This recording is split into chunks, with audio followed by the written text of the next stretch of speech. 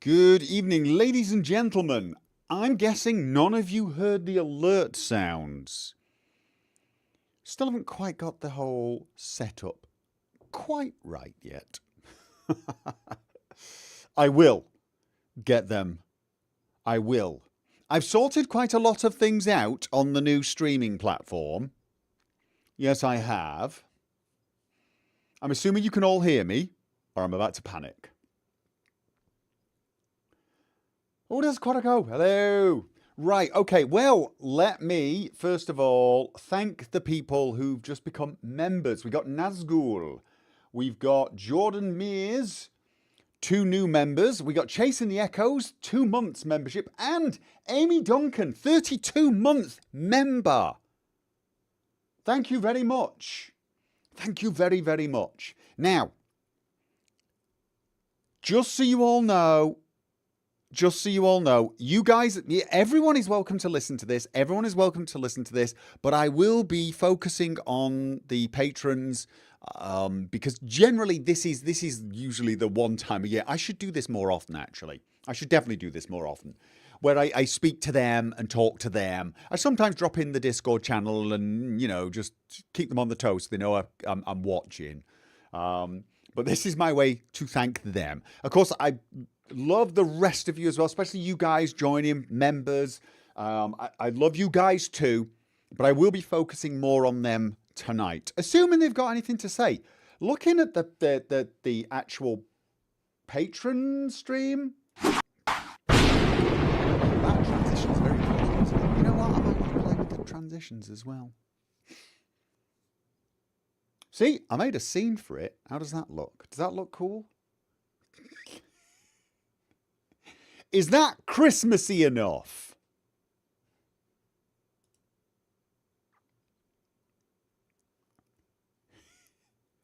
Right, so there you have it. That's the Discord channel for patrons. Now, moderators, we're doing this in the patron channel, yeah? And all right, I'm going to go up to where FK said, from now on, this channel will be reserved for the patron questions tonight Q&A stream. Okay, questions will be marked with a tick by the moderator once they've been addressed by Gopher. Okay. Can you see when it scrolls? When I'm scrolling, can you see it on the screen so you can see what I'm looking at? I'm hoping so. That's a little too Christmassy. Right, okay. See, I am looking at the chat at the moment because they're not restricted to questions. So they're just basically witter away at me when I do technical questions. All right, then. Let's get started with the patrons.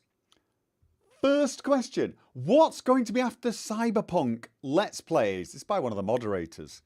And what's going to be after the BG3 streams? Yes, I know you've not actually started yet, but you've announced, so that's good enough. That's 2 questions, FK, couched in one. I see what you're doing. I see what you're doing. Who's that? Ramsden. Oh, thank you for the super chat. I saw that one go by. Thank you very much. Big fan of the channel. Thank you. Right, okay. So what is going to have to be after Cyberpunk? I don't know, to be honest. I mean, there's a lot of possibilities. My current thought is either Stalker 2 will be out, in which case Stalker 2 will take over. Well, actually, to be honest with you, I think Cyberpunk will go on longer than Starfield. This is a full playthrough with the DLC. So I'm doing a full playthrough of 2.0/2.1, and then I'll be doing the DLC. I'm going to leave the DLC to the end. I've found out when it gets triggered, and you'll be relieved to find out probably that I will be leaving it towards the end. I've been reliably informed. It's best done later. It makes more sense. So I think Starfield's got another, I don't know where I'm at, 65 or something. I think it goes up to about 149, not including any NG Plus stuff I've recorded. I've recorded bits and pieces of NG Plus. That might be 4 episodes. worth 5 episodes or something, I might put them together just to release them, just to give people a taste of what the NG Plus is. I might. But we're looking at probably, another 90 episodes. I think Cyberpunk is going to go... All right, Cyberpunk currently is at what? Episode 14? I think my original series did close to 90 episodes.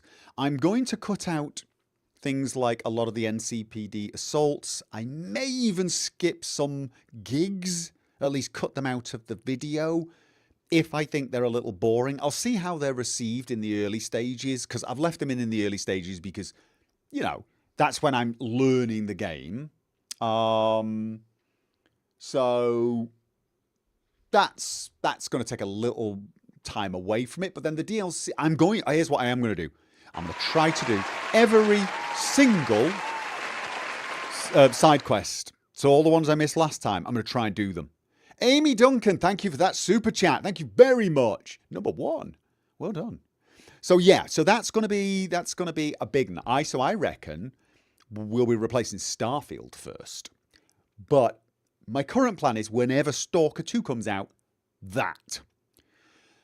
Other than that, it's Fallout London, I think. Assuming it gets released on when they think it's going to be released, when they're kind of teasing it. After that, I don't know. I really am playing it by ear. I am really, really playing it completely by ear. There are tons of other games I could play, but, people are wondering when Tale of Two Wastelands comes back. I think I'm going to bring that back. People have asked about Leonard. That might happen, but I think Tale of Two Wastelands is going to take priority. Although you never know. You do never know. It's like... Sometimes I do miss it. I miss Inigo. I do. So those are the ones on the cards. Okay, so we've got that question ticked. Nazgul, would it be possible to make a page somewhere, Discord, Patreon, etc., with a sort of calendar showing the current planned schedules for the next 3 to 6 months? That's a good idea. Can we get calendars on... I will talk to my moderators about that. We'll talk to my moderators about that because I think that's a good idea. Yes, like basically main YouTube channel. Well, here's the thing. If I do streaming on the YouTube channel, it's gonna stay on the YouTube channel. So basically, the only occasional stream I have on Twitch will be on the alt channel as well. So yeah, no, this is a good idea. I think I will try to get that done. I'll talk to my moderators and I'll see if there's where they think the best place is. I mean, I could put it on the channel description, but nobody reads the channel description anyway, and then I'd have to remember it. So I could make a new website. I lost my old website for reasons I don't even want to go into. I could just make a very basic website with some calendar information. Who knows? Okay. P, thank you. P, ... With whom will you be playing Baldur's Gate 3? With myself. I am going to stream my first playthrough of Baldur's Gate 3. And I'm going to do it by myself. Partly so that I can really sort of focus on the story and not have to worry about anyone else, that type of thing. And I can sort of get into the characters. But, mostly because I think a game like that's got multiple playthroughs in it, and I want to enjoy one on stream with you guys. I'll probably want to do 1 or 2 by myself, and then maybe, if Quaraco's nice to me, maybe when we finish Divinity Original Sin, if we're both still, on this planet, because honestly, I'm not totally sure we're going to finish Divinity Original Sin before I hit senility at the current rate. Which some would argue is not that far away. But given we've been at it for 2 years and apparently we're very far from the end, if it turns out I'm like 65 and 70 when we finish it, I am not going to be too shocked. Okay. I'm just going to I got a couple more super chats, didn't I? Blake Davidson, thank you very much. Praying for Leonard and Inigo to return one day. I'm not going to say definitely yes, but I'm leaning towards possibly, probably one day. I am. Even if it's just for a one chapter return, kind of like Richard did, because I do miss it. I do. I miss Skyrim. I do. That's the thing. Playing Starfield, I got a lot of positivity towards the next Elder Scrolls game, but I will be honest, it made me want to play Skyrim more. And Nazgul, the calendar will also help answer what's next question. It will. That's a good point. That is a very good point. All right. So what question do we have next? Given that we now have a release date for Sky Oblivion in 2025, any early character ideas for future playthrough? Ooh, right. I'm thinking for Sky Oblivion, I'm going to go with a very unserious character. To be honest, I'm thinking an unserious character. For those of you that don't know, I'm doing a VR playthrough of Skyrim with a character called Derek, and he is a ton of fun. But one of the great things about playing with non-serious characters, Joshua in some ways is a sort of non-serious character, but Derek is the ultimate non-serious character, is it means I can pretty much do everything. But I was thinking a non-serious character like Derek, only evil. Maybe. That's what honestly, I'm thinking not quite evil Derek, but,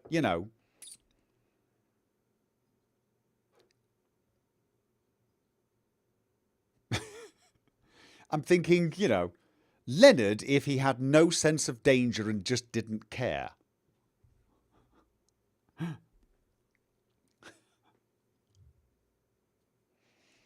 Or Derek if he had Leonard's model code. All right. Froman, hi Gopher, I hope you and your family are well. I've been watching your content since the days of Steve Gopher, and I've enjoyed watching you become a full-time YouTuber and Twitch streamer. One thing I've always wondered about full-time content creator is how the job affects their mental health. Ooh, good question. I'm making a few assumptions, but given your job consists largely of you sitting in a room by yourself all day, and in a way talking to yourself, I've always imagined it would be difficult mentally. I'm sure you've learned how to manage it over the years, but I'd be interested in hearing about the challenges it poses. Right. Okay, so multifaceted question there. Does it affect your mental health? Yes, but not for the reasons you think, at least not for people like me. I am what is officially known as an introvert, which means I lose energy when I'm around people. But I get more energetic when I'm alone. However, that doesn't necessarily mean shy. So, for example, I could stand on a stage and do something with 1,000 people watching, and I don't lose energy because there are people there. And I think it's because I don't have to interact with them. I could stand up and I can give a speech. Not a problem. To a lot of people. But it's if I have to sit with a group of 4 or 5 people and talk for any amount of time, my energy levels just dip. I suspect people who like hanging around with people. Like's the wrong word. It makes it sound like I don't like people. I do like people. I just find them quite tiring and draining. If you are an extrovert and you find them energetic, you probably would find working by yourself in a room day in, day out kind of, just insanity inducing. For me, it's the opposite. I will tell you, you do need to sort a few things out for health reasons. Like I've got a desk that I can stand and I can sit, so I can, move it up and down. I've got myself into a routine where I start the day with exercises and then a shower just to get my body going. But because of the odd hours I keep, it's probably made my sleep patterns even worse. That can affect your mental health. So if you are thinking of getting into content creation, get yourself a routine and make sure the healthy side of it is figured out. I've got mine figured out now. I will tell you guys, for the last 2 months, I've been suffering severe sleep deprivation. Some of you've probably noticed it in my live streams where I was just so tired. And yet, I probably sound a lot less tired now because The good news is I did get over it. But a lot of it was being caused by, shall we say, other issues. And there were worries of health issues. But I had a complete checkup and was completely cleared. And when I found out I was completely cleared, I felt a wave of relief. And believe it or not, have been sleeping well ever since, which pretty much tells me I've been stressed. One of the things was I was stressed about not sleeping. So yes, you are alone. You don't have any point of reference. You don't get to speak to people where people might go, "Oh, you're looking a bit tired. Are you getting to sleep?" or whatever. People, you are by yourself, and the only companion you've got when you're wondering, why am I not sleeping? And, why is my neck hurting or something? And then you go online and it's like, you know what it's like online when you search for things like that. It's because you're dying or something. It's the worst case scenario. So, yeah, mental health can be a thing purely because you set yourself bad habits and get stressed. One other thing I will tell you is you can get stress from bad comments. I'm reluctant to talk about that because it's one of those things that's hard to understand, especially since the comments on my videos are really good and the comments in chat really good. By the standard of the internet, I get very little grief. Very little. My viewers, both live and in videos, are phenomenally good compared to some other channels that I've seen. And yet, for some reason, the occasion, you get a few every day. You always get a few. And they're not even that bad sometimes, but they start wearing you down. You got to be careful. If you're going to become a content creator, you've got to be careful to try not to let that happen, and always try to give people the benefit of the doubt, because very often it wasn't meant as badly as you thought. So there you go. That's what I'll say on that. It's a minefield, but you can manage it mental health wise. Okay. I hope that answered it.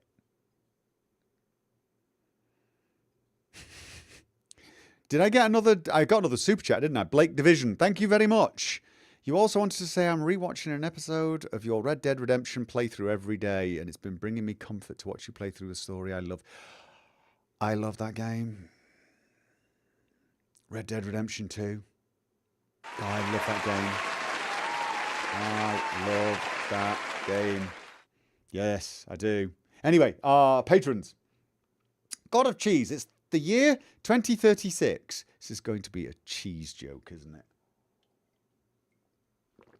Taurus Maximus the Great is now supreme overlord of everything gaming related.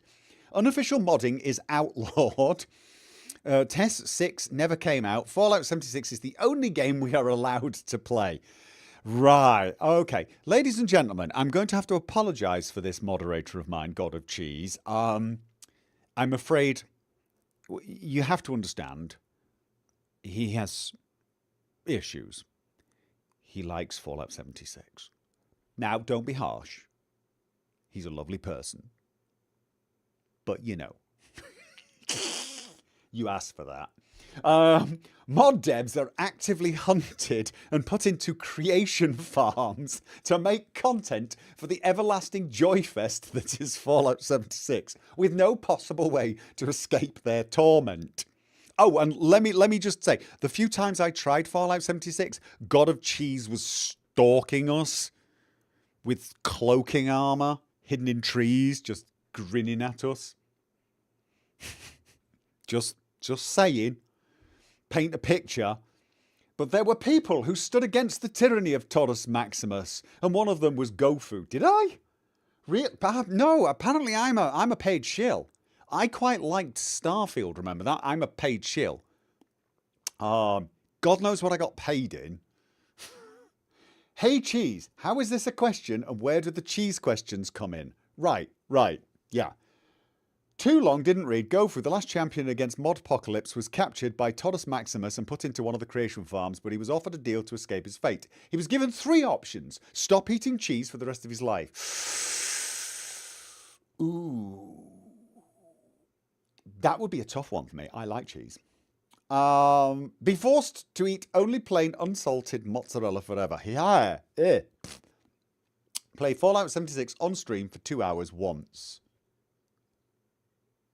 Alright, look, Fallout 76 is not that bad. In reality, none of those options are legally binding, but maybe they should be, at least the last one. You want me to play Fallout 76 again? That's what you're saying, right? Fallout 76 isn't that bad. Fallout 76 is a bit of mindless fun. It just doesn't grab me. So, I guess the latter. I guess I'd play Fallout rather than give cheese up. I don't know if that's the answer you wanted to hear. Alright, Snake Doctor. Given that you didn't have any problems at the release of Cyberpunk 2077, but also understanding that CD Projekt Red came under fire from all sides because of the state of the game on their platforms, do you think now, having played 2.0 version of the game, CD Projekt Red has redeemed themselves with the update and new content? Yes. Yes. However, do you know the Game of Thrones, the thing that I can't remember his name. He was the brother of the king that died, and he wanted to become the king, but he couldn't. And his hand was Sir. He was an ex-smuggler, Sir Davos, I think his name was. Sir Davos. And apparently his lord, I can't remember his bloody name. That's going to kill me. Anyway, said to him something along the lines of, the good a man does not wipe away the evil, but the evil doesn't wipe away the good. Something along those lines. I'd say, yes, it was the case with CD Projekt Red. The fact that they released the game in 2019, wasn't it? In a piss poor state will never be forgotten. It won't be, and it can't be, right? It can't be. The fact that they stuck with it, that they believed in the game, because at its core, the game was bloody brilliant. It had lots of little problems on PC, lots of little problems, and it had some humongous problems on console, right? Like horrible problems on console, unforgivable problems on console. But honestly, even the little problems, the little ways the game just didn't feel as polished, should be remembered, because I think it helps to remember that. They should be reminded of this if there's ever any hints of them releasing something too early. But the fact that it was, a core good game. The story was amazing. The atmosphere, the way the game looked when it wasn't glitching was phenomenal. But the fact that they then stuck with it, and let's face it, there was a chance. They must have discussed saying, oh, you know what, this has been a disaster. Tell you what, why don't we just ditch this? No DLC, screw this, let's get on with Witcher 4 or something. There must have been a temptation. And my God, I can only imagine how bad the developers felt that year afterwards. After the success they had with Witcher 3, to have that such vitriol thrown at them. And vitriol was thrown. Now, I don't think it was warranted, some of it. I mean, a lot of people were describing the game as fundamentally boring and crap and all sorts. And I'm like, I'm sorry, you're just not playing the game that I'm playing, that's for sure. Although, as I've already said, I suspect a part of the reason that Cyberpunk originally presented a bad impression, even to people who got it working well, was the bloody map. I've done an entire video on that. They just spammed you with these icons on the map, and I think it ended up making a lot of people spend, say, 20 hours in game doing nothing but filler content rather than the really good stuff. And there's tons of really good stuff. But the changes they've made lead you more naturally to the good stuff. And the gameplay is now just a little smoother, a little better, a little less grindy. And of course, they're now getting it performing well on all the platforms they've aimed it at. And they've polished off a lot of the rough edges. They spent a lot of time, a lot of effort. And yeah, they've made a game now that everyone's raving about. Even though, actually, fundamentally, it's the same. It kind of proves the diamond in the rough theory. Because the core game is identical. But they smoothed off all those edges. They added gameplay elements that needed to be there. They tweaked things that should have been tweaked. And let's face it, I think we can all agree, if they'd have spent another 2 bloody years on the game and released it in that state, the state it is now, but minus the DLC, it would have been Game of the Year this year type thing. So yeah, there you go. I think they've redeemed themselves. But again, let's not forget. Quadico, once DOS is finished, you spoke of only streaming on YouTube. Does this mean you'll exclusively be streaming on YouTube? What about your Twitch following subscribers? Should they be moving over to YouTube? I don't know. I may stream to both platforms. I may stream to both platforms so that the Twitch people can stay there if they really want to. That does make it a little harder for me to interact with the audience, but I might do it. I'm going to gauge reaction. But I believe I will start to stream on YouTube all the time. So even if we do, you know, like whatever, let's say we do a Sunday stream once we finish DOS 2 and we do Baldur's Gate 3, I'll probably stream it to YouTube and to Twitch. Part of the reason is the quality is so much better on YouTube, but another big part of it is it's fire and forget. It makes such a difference to my timetable to not have to edit all the stuff that I record when I stream to Twitch and then upload them to the alternate channel. It takes a huge burden off, because I went from streaming once a week to 3 times a week. To be honest with you, I'm thinking I might be reducing the streaming for a little while anyway. Things are getting a bit busy at the moment in my family, as you can imagine, and streaming twice during the week is really tough. So it could go down, but having those streams on YouTube means people can just watch them on YouTube. So it's kind of nice. We got a couple more super chats. Jordan Mears, £10. Thank you very much. Going back to being an introvert, you work in retail dealing with customers, and customer service is fine, but your wife having friend parties who you don't really know, you need 10 minutes upstairs. Yes. See, in customer service, you're not being you. You're being a worker. See? When you're in a party, you got to be you. It's a whole different level of exposure. DL Stone, thank you. $5 super chat. Thank you very much. You've enjoyed my Let's Plays. Thank you. Thank you. All right. Next question. Are the questions coming faster than I'm answering them? Do I need to speed up? When will Gopher add additional emotes to the YouTube members so that they have the same as the Twitch subs? They only have 2 still. Right. I will look into doing that. I will absolutely look into doing that, FK. Can you poke me every now and again? I might not get it. I won't get it done this year.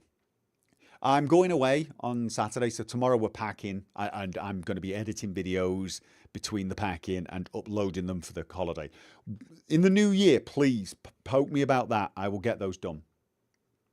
Snake Doctor, any plans to release Cowboy Red Dead Redemption 2 related merchandise? You could tie it in some way with Jack. Oh, I don't know. I hadn't thought of that.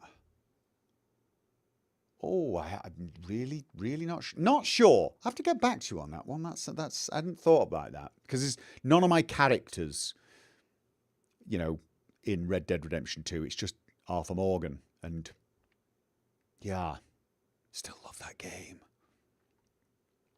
Anydan, how will you celebrate Christmas this year? Well, on Saturday we're flying over to England, assuming the storm abates, and be spending a week there with family, doing usual family things.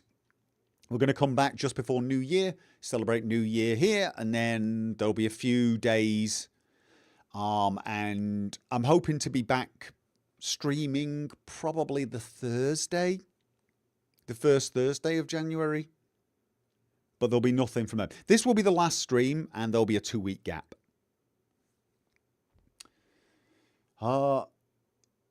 D, yes, boss, we can just make a locked channel on Discord called Schedule.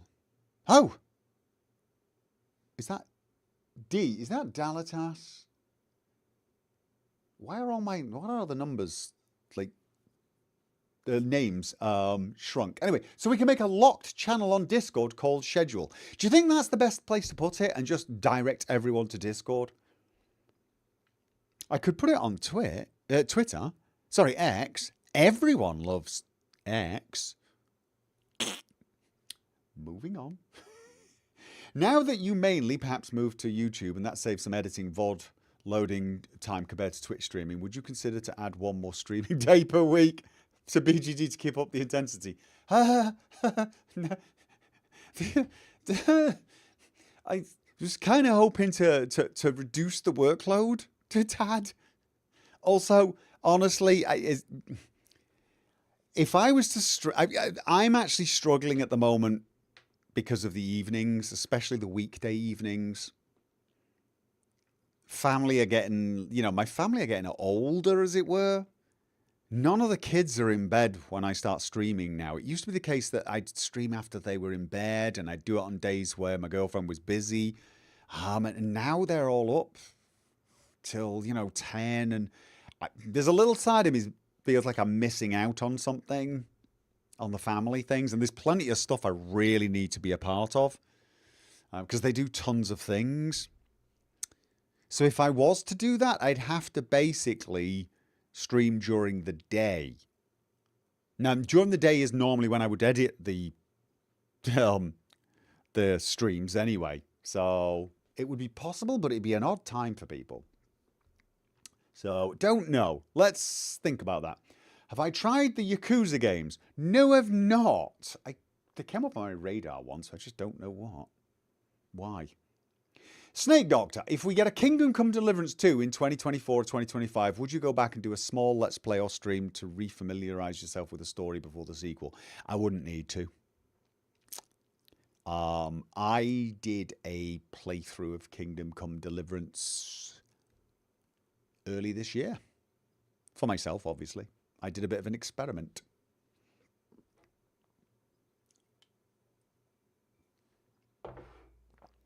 I wanted to know how much of Kingdom Come Deliverance you could play without doing the main quest. And the answer is a surprisingly large amount.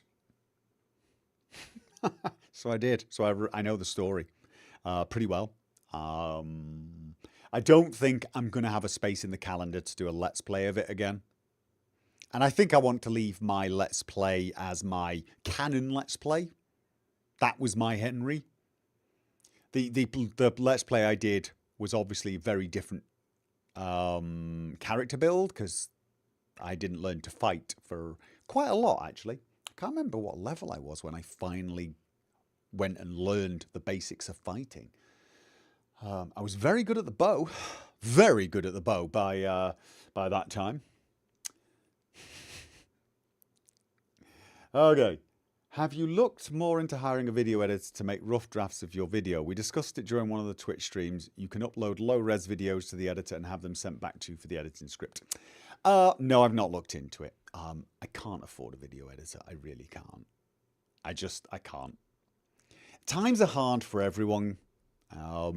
They really are. Times are very hard for everyone. So I'm not complaining, but let's just say there's no wiggle room at the moment. We don't have any wiggle room. We don't have any, yeah.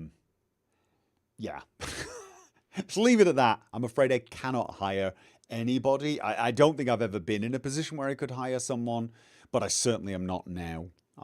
So it's just out of the question right now. Chasing the Echoes. How do you see Starfield's future? Will it arise among the classics or be forgotten as time passes by? Neither, probably. What are the critical things that should be fixed and can be fixed? I don't think it's a classic. I rated it as above Fallout 4, but not as good as any of the other BGS games. So not a classic. But then I wouldn't say Fallout 4 was a classic either. So it's, for different reasons, though. The failings of Fallout 4 were fixed in Starfield, but unfortunately, the Nazgul with a $50 super chat +1 to Wiggle Room. Thank you. Thank you. I appreciate it. I do. I really appreciate that. Thank you very much. What was I saying? Yes, Starfield. I think all of the problems I had with Fallout 4 were fixed in Starfield. Starfield just came with a bunch of new problems. I feel like BGS has been trying new things. They tried some new things in Fallout 4 to, I think, address some complaints people had had about their games over the years. Unfortunately, that took them in a direction that I don't feel they were good at, and also that conflicted with what they were good at. So, it really, really did go against the grain. They fixed those in Starfield, but of course Starfield, they also went in a new direction when it came to the world and travelling around it, or the galaxy and travelling around it. Now that wasn't something they did in response to criticisms of their previous games, that's just something they did because they had to, because it's a space game. I just don't think they pulled it off. I don't think they pulled that side of things off at all. At first, you don't really notice it. So when you're playing the game, the first 40, 50 hours, especially, before you're doing a lot of traveling, I didn't really notice it. The more I started to play, the more I just started to get a bit bored of flying around. I've done several NG Plus playthroughs, and I fast travel. There's just no point. There's no point even trying not to. And once I now fast travel. Like, literally go in, get a quest from Vladimir to find a temple, fast travel to the temple planet, get the power, fast travel back to Vladimir type thing. That's how you do it. And I just don't find that very rewarding at all. So whilst there's quite a few interesting things in the NG Plus, it's, you find yourself getting very formulaic. So, oof. What are the critical things that should be fixed, and can they be fixed? It's travel. Can it be fixed? I don't think so. And by that I don't mean it's not physically possible. I just think it would require such a rework. I think they need a new engine. I think they need to redo the whole space travel flight to get rid of the feeling of fast travel. And honestly, even then I'm not totally sure it's going to be the same. It's going to have that procedural generated planet thing, and that just didn't work for a lot of people. It didn't offend me the way it offended a lot of people, but it didn't add anything for me either. Jordan Mears, thank you for the super chat. Will I be doing a Starfield mod sanctuary like Skyrim? I've already started Starfield mods. I just haven't done one in many, many weeks because, frankly, I've not found anything that really grabbed me. And I'm sort of waiting for there's a few mods, actually, that there are interesting in Starfield, but I'm reluctant to promote them at the moment because they're not made with official tools. I think they're safe, and I might start doing it. But honestly, I enjoyed Starfield. I'm still playing NG Plus to test a few things out, but I don't have the same. I think Starfield's one of those games I'm going to wait a year and then do another playthrough. There's definitely a lot of content I've not done yet. And when I did NG Plus, I avoided that content so that if I do decide to do another playthrough, I've got a bunch of fresh stuff that I've never done to do. But I'm not even sure that's a good idea. So, don't know. Right now, I don't feel it, if that makes sense. Which possibly is a bad sign. That's possibly a bad sign. As much as I did enjoy the game, I'm getting more of an urge to go back and play Tale of Two Wastelands and Skyrim. And I mean, that doesn't mean Starfield sucks balls like a lot of people say. I mean, I've still got a couple 100 hours out of it, maybe more actually, but it might mean it hasn't grabbed me as much as the other games. because let's face it, the other games I've got thousands and thousands of hours. Starfield versus Fallout 4. Starfield does a lot of Bethesda Game Studios stuff better than Fallout 4 did, because Fallout 4 was a game that I felt was trying to not be a Bethesda Game Studios game. They added that main quest that pretty much interfered with everything.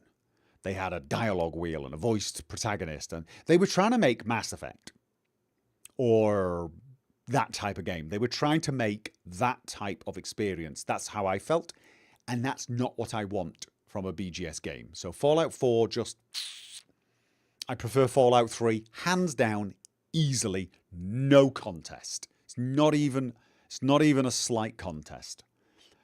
But I like the world space generally. I did. I like the world space generally. That was kind of cool. It's just it didn't gel with me in every other way. Starfield, the world space is lacking. That's the thing. It's lacking that part of it. So in a way, these two games have all the essential ingredients for a brilliant BGS game, a classic. It's just they're sharing the elements rather than all the elements being in one game. I'm sincerely hoping they just go back for Elder Scrolls 6. I don't know what they've been thinking. I'm just hoping they go back to, right, we're going to make something about the size of Skyrim, maybe a bit bigger, single land, handcrafted, main quest that doesn't dominate, a main quest that can be ignored, loads of different factions, Mages Guild, Fighters Guild, yada yada. I basically want a more updated version of Morrowind, Oblivion, Skyrim. That's what I want. Let's see if I get it. Will Starfield reach Skyrim levels of mod? No. Given it ESP, especially given it provides an engine update. I heard the modder behind Skyrim Together abandoned Starfield with some rather harsh critiques.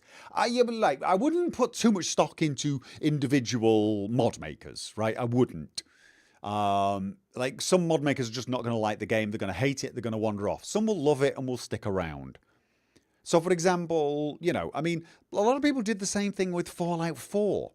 A lot of modders went and started with Fallout 4 and then went, this game's boring. I'm going back to Skyrim, or I'm going back to Fallout New Vegas. And off they went and did great work over there, which is fine as well. You're allowed to hate the game and go do something you'd rather do. But I would point out there have been some absolutely epic mods for Fallout 4. Sim settlements, for crying out loud. King Gath. And I wouldn't be too surprised to find King Gath looking at the outpost system in Starfield and thinking, oh, I can do something with this.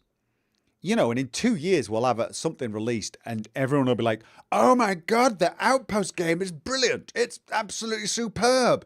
And people will flock back. You never know. You never ever know. But I think, how many mods are there at the moment on Skyrim versus Fallout 4?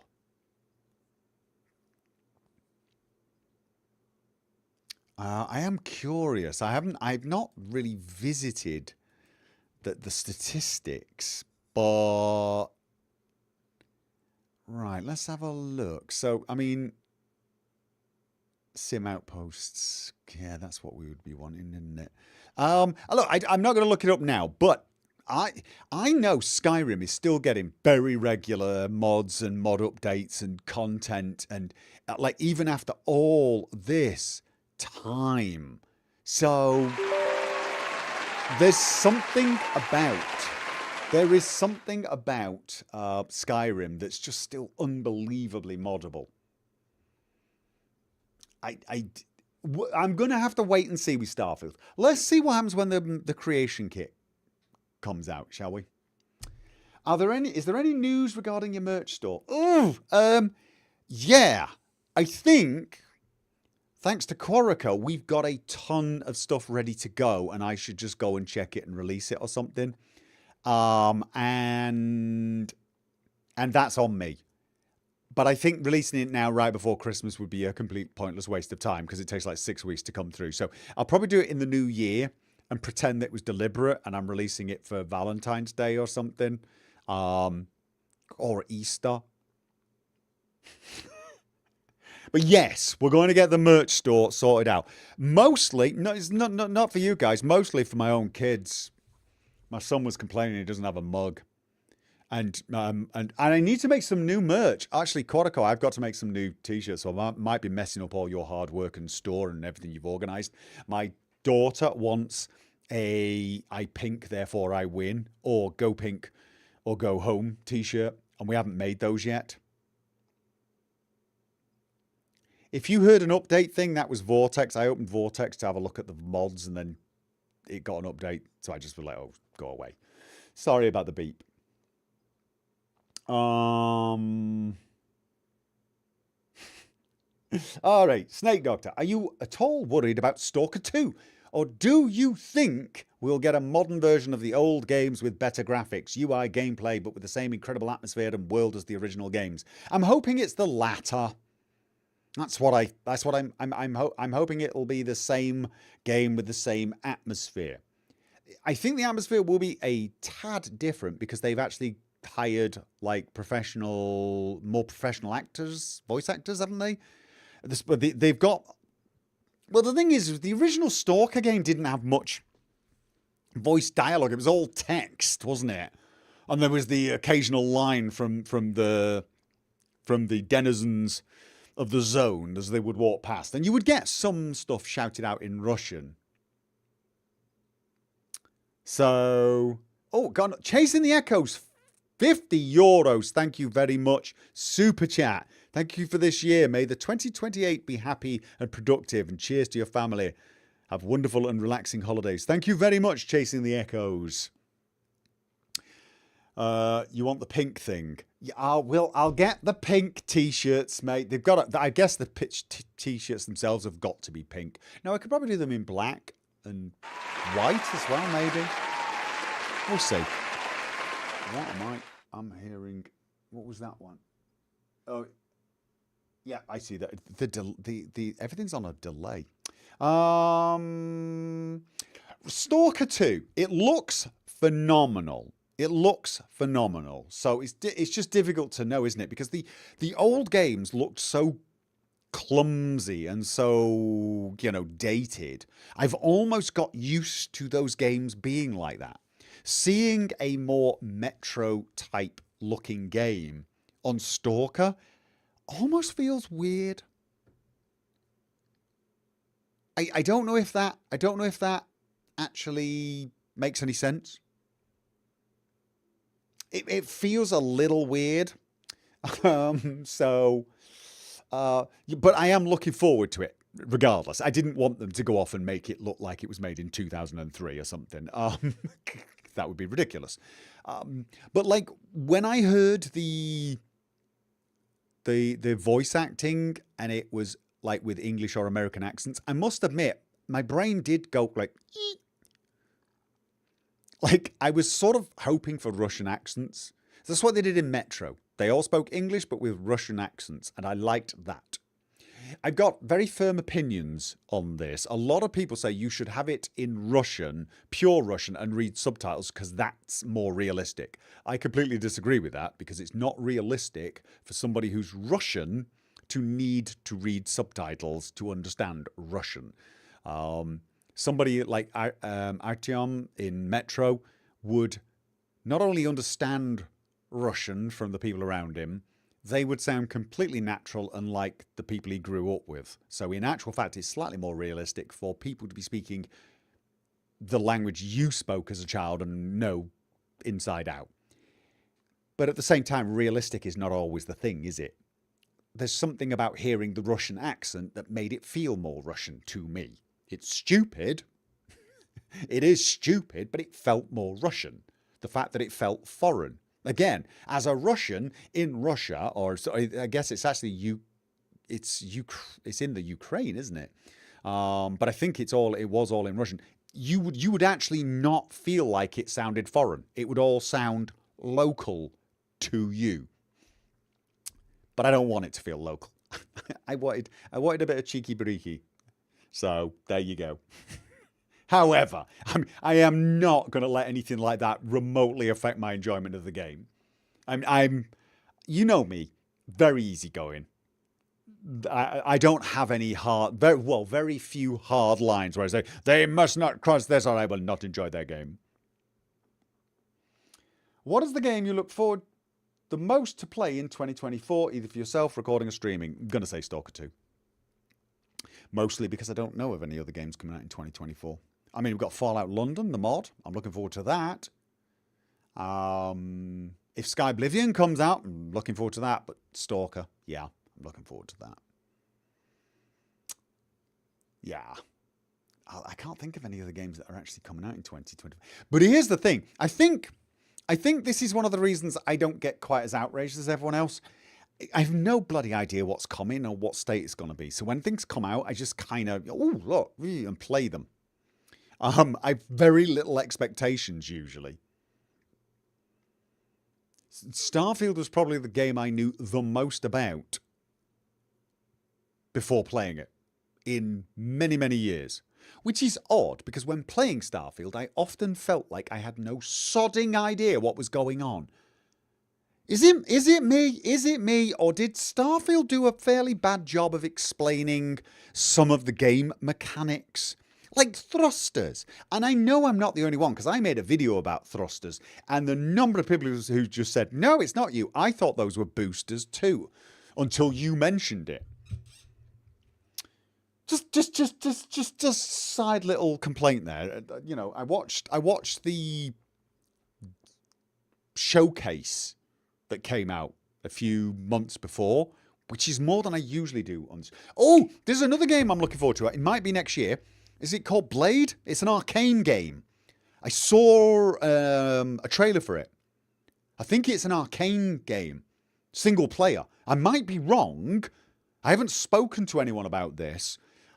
But I love arcane games.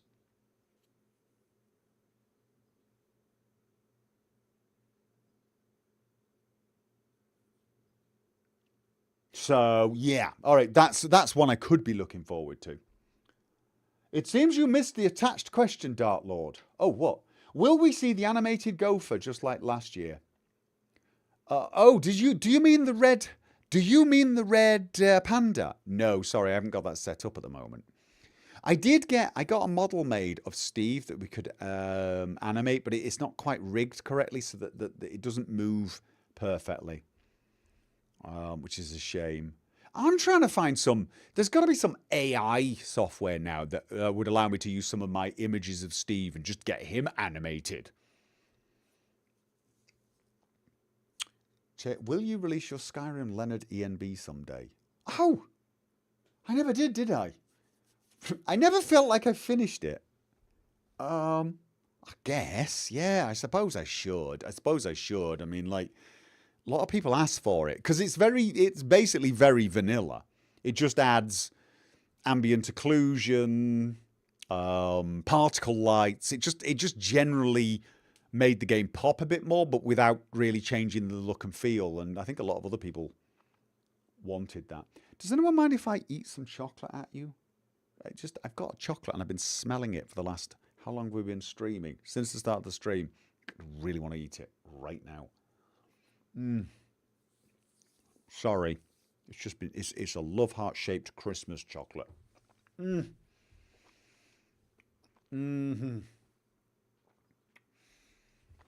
Oh, that's good. Sorry. Probably made everyone suddenly want to get chocolate now, haven't I?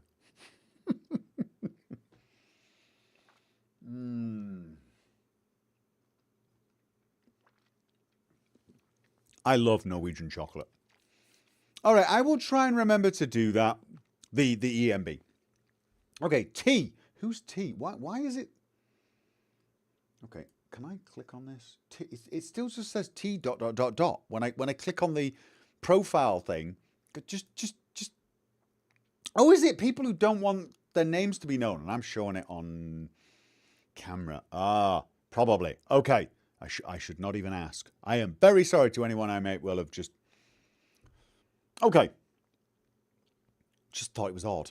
Here's the only question I could think of. Gopher, would you consider playing Darkest Dungeon now that it's finished and they've got the sequel out already? Shouldn't I just go and play Darkest Dungeon 2 then? Yeah, I could play that again.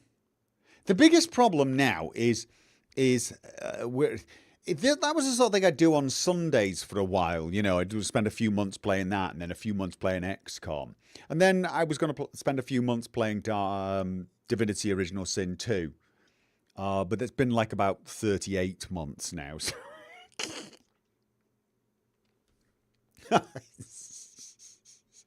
Just got to play faster. Got to play faster. But yes, that's the sort of game I might occasionally just boot up and play.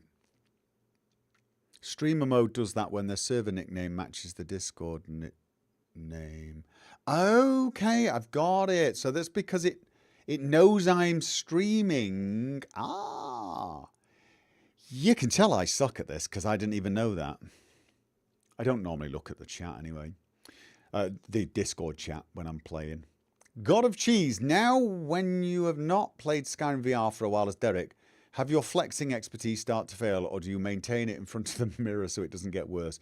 My flexing is probably just as bad as it always was.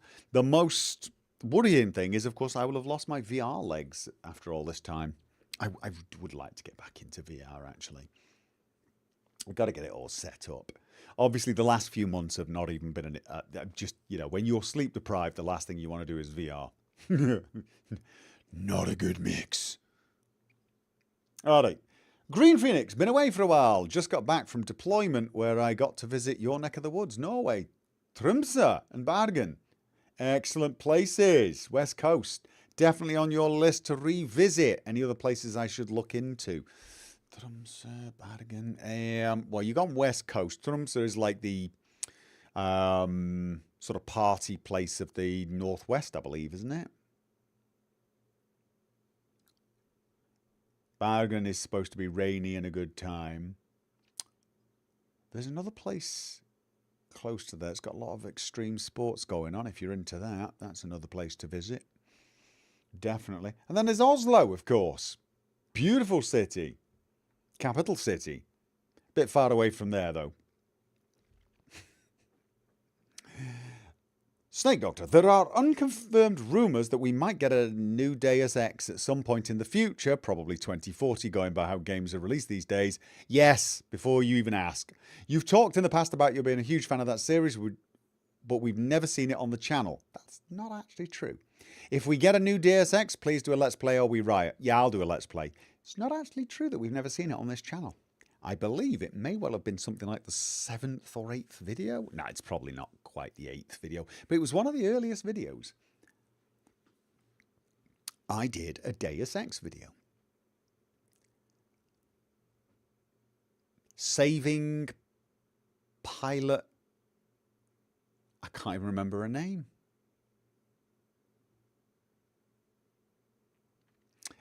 It was a video where I basically showed how you could do Malik. Pilot Malik was her name, wasn't it? Malik. It was Malik. God, I can't believe I'm remembering this. There's a pilot that you can save in the game, but I was doing a pacifist run because there's an achievement for doing a pacifist run, which is one of those things that you can't do an immersive playthrough of because a pacifist run in Deus Ex basically involved running around and checking everybody was not dead before you continued, because if anyone was dead, you had to reload because people would die for the dumbest reasons.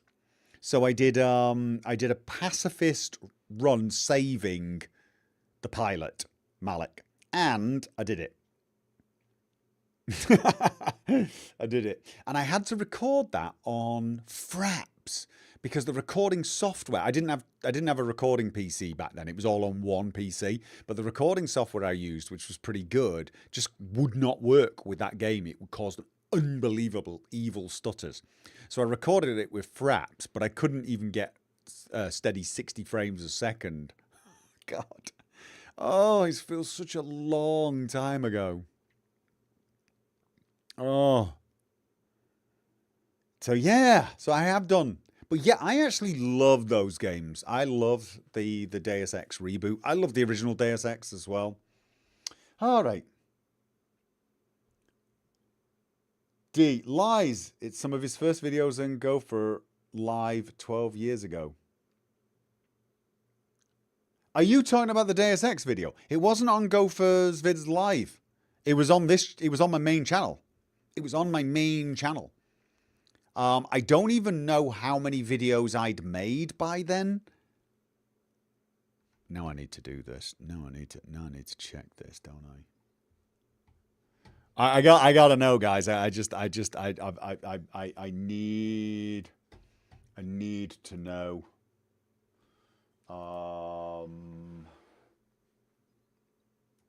Give me a second.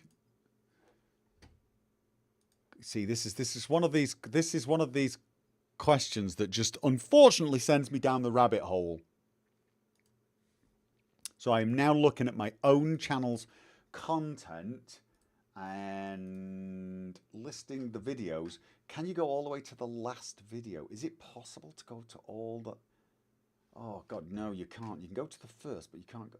Come on, that seems ridiculous. Why not? All right. Oh, I tell you what. No, better idea. I'm going to do it by inverse date. Yay, look at that. Look, oh my God. Holy... All right. You can't see this. The first video I put on my channel. Right. Fallout 3 mod, Advanced Recon Gear version 3.1. May the 3rd, 2010. Wow. Oh my God. Oh my God. Oh my God. I'm having nostalgia for my own videos here. It is very, okay. You're probably going to start hearing my voice come through as I start doing stupid things here. I kind of want to show you this video. This video. It is... No, wrong. It's not that one. Come on.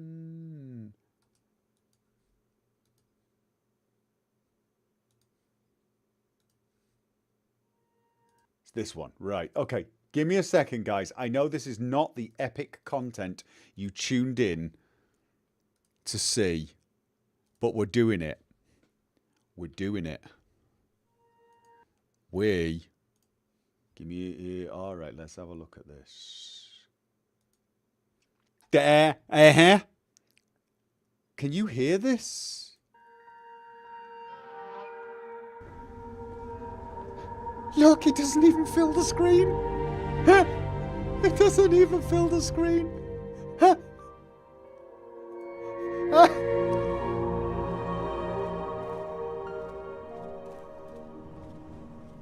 Oh, it's like 30 frames a second. And I didn't record because, and this is something that surprises a lot of people, I hate my voice. And I assumed everyone else was going to hate it even more. So I actually put text up.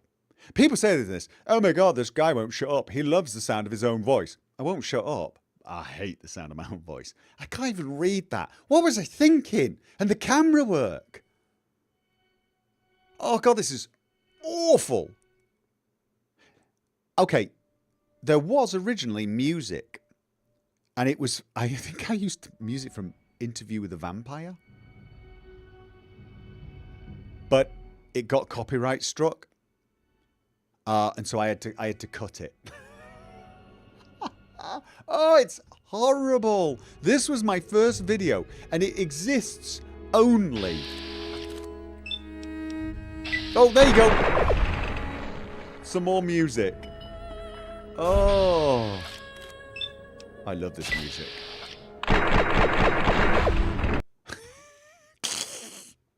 So that was the first video on my channel, ladies and gentlemen. Then there was a bunch more. I actually started speaking. I did a tutorial on installing it and I spoke, but I spoke unbelievably quiet. I was speaking kind of like this, just so that my voice didn't annoy people as much. That's how bad, that's how convinced I was. And then there were Fallout New Vegas mods. But they were really not they weren't popular videos or anything. It was when I did modding Fallout New Vegas series. Now those are no longer listed. I made those private, or I may have even removed them for copyright reasons. But I did updated versions of them. I'm trying to find. There you go. Deus Ex. Now, Deus Ex Pacifist Saving Pilot Malik. And that was on September the 4th, 2011. 2011. So, yes, that was when it occurred. It occurred a year or so after I'd actually started the channel. Actually, more than a year. But it was before Skyrim. And it was before my Fallout New Vegas mod clinic series. It was after I did modding Fallout New Vegas. It was the second video after I finished that series. Oh, I remember doing that recording, how overjoyed I was when I finally got and saved the pilot Malik. It's a 3-minute 35 video. Oh my God, you know what? Indulge me, people, indulge me. So how do we save Malik? Oh God, and the microphone I was using. What? You just don't ever go back. So how do we save? Don't ever go back and watch your old creations, people. It's too painful for words, okay? It is just too painful.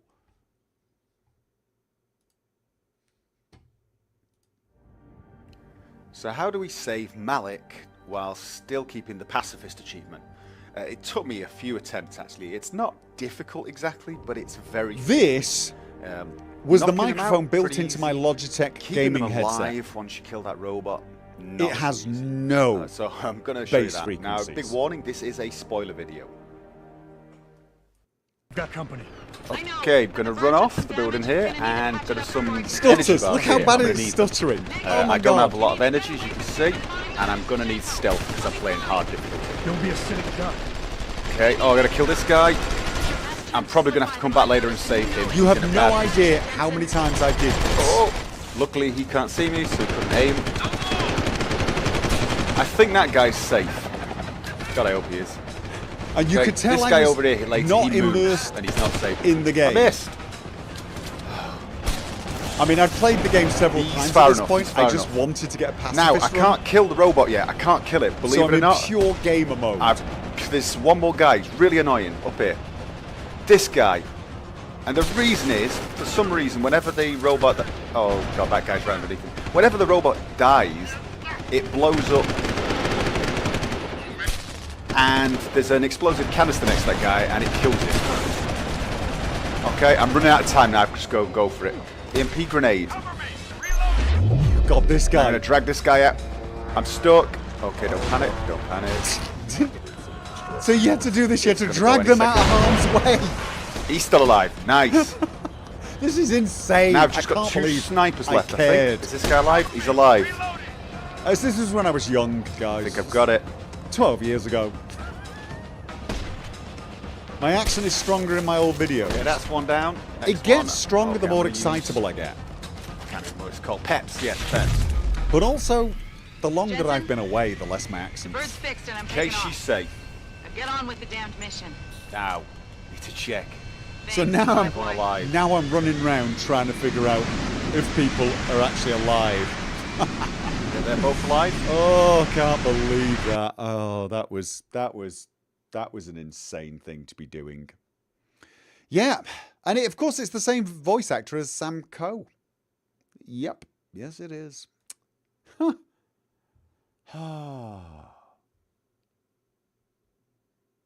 You'll probably notice my accent comes out more when I'm playing certain characters as well. I think, like when I'm playing Joshua and Joshua's being snarky, Joshua gets kind of Leonard. Baby Joshua was very, Leonardish in personality, but so it's his inner voice is very like excuse me. But his outer voice is, oi, you!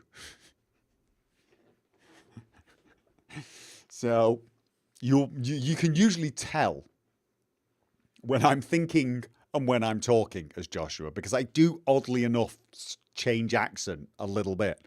Not deliberately. It's kind of just how I think. I don't know. It's weird. I know I am a weird person. Anyway, I was reading. Okay. If you wanted to introduce someone to your channel, which video would you choose? It would very much depend. I mean, at the moment, the introduction video on my channel is me and Shay making the forest into a theme park. Which is good for the live streams, but it doesn't give a good example of the channel itself, probably. So, I'd probably say it would be one of the preludes. Yeah, probably one of the preludes. And honestly, my first thought is Leonard. Maybe the first prelude. Although I actually like the second. I like this chapter 2 prelude is probably one of my favourites. That's the naked pirate one.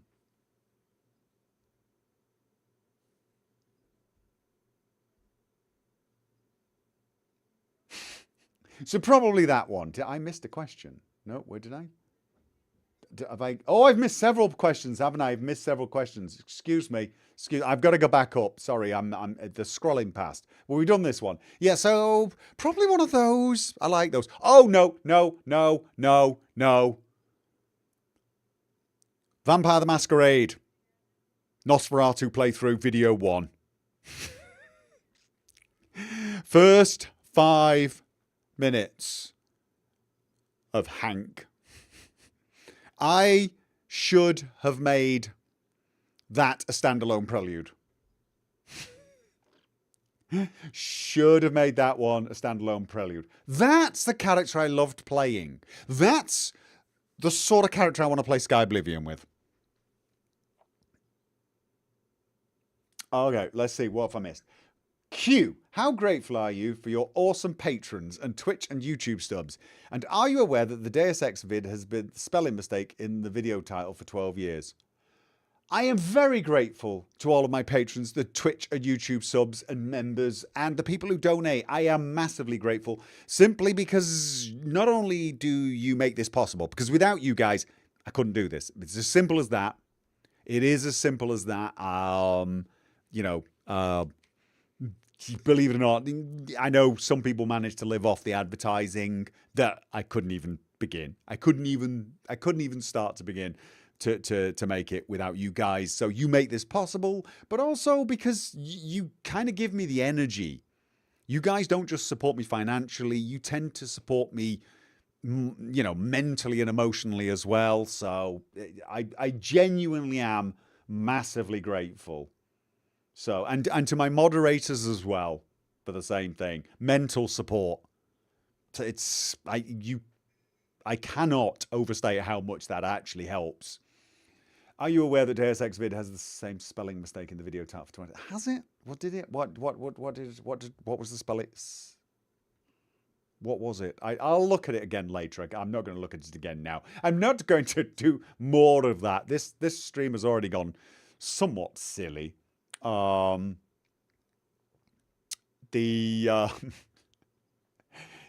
So yes, no, but very grateful. And to all the people who, donate through, there's a donate button, and all the people who cheer on Twitch.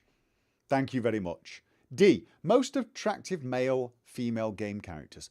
Ooh, such a good question.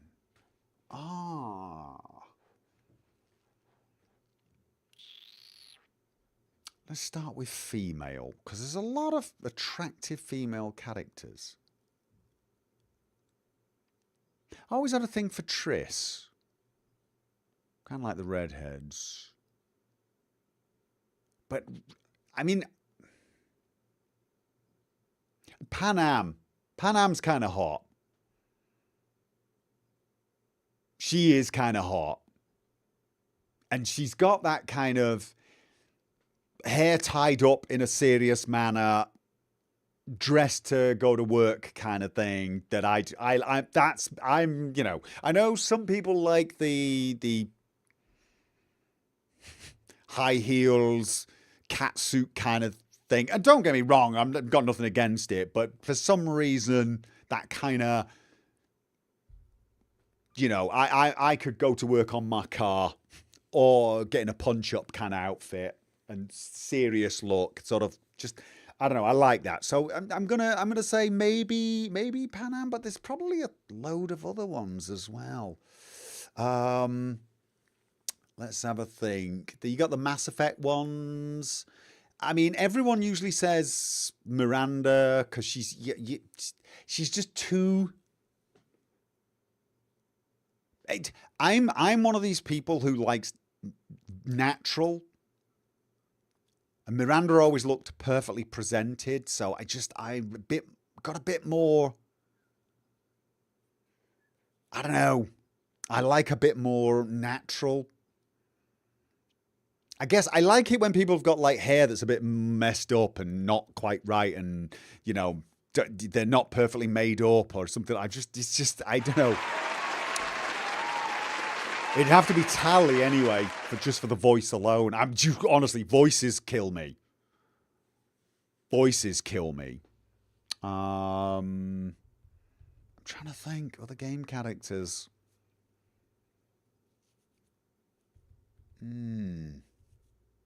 Yeah.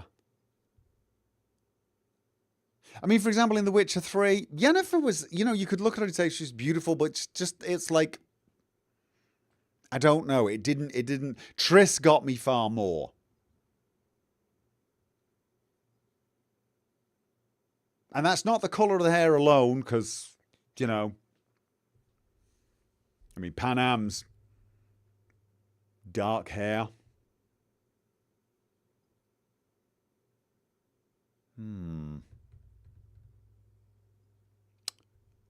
Yeah, you got me thinking. Right, but male, most attractive male game character. The easy answer would be to say Geralt in Witcher 3. He was sort of a bit more classically handsome than he was in 2 and 1, wasn't he? I mean, in 1 and 2, he looked a little alien, but then I think he was supposed to look a little alien. A little, you know, I say alien, but you know what I mean? A little odd. You know, you'd look at him and you'd immediately feel a little discomforted. Whereas, you know, by Witcher 3, he looked far more handsome. So that's the easy answer, I guess.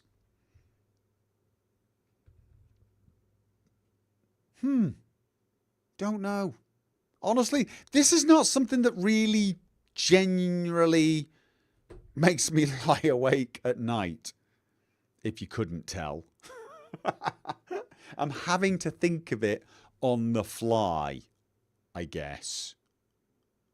Odd question, but there you go. Did you ever think your career as a YouTuber will still be going strong in 2023?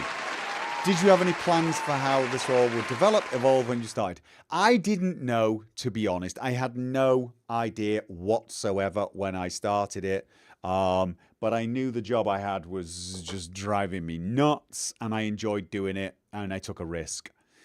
Did I expect it to still be going strong in 2023? I genuinely... I thought if I got 10 years out of it, it'd be a good run, and... £50! We got a £50 super chat from AA. Thanks for all the great videos, sir. You retired this year. Moved house, now's your first book published. You published a book? If I were to write a book, what would it be? Oh my God. A book. If I were to write a book, I don't know. I do not know.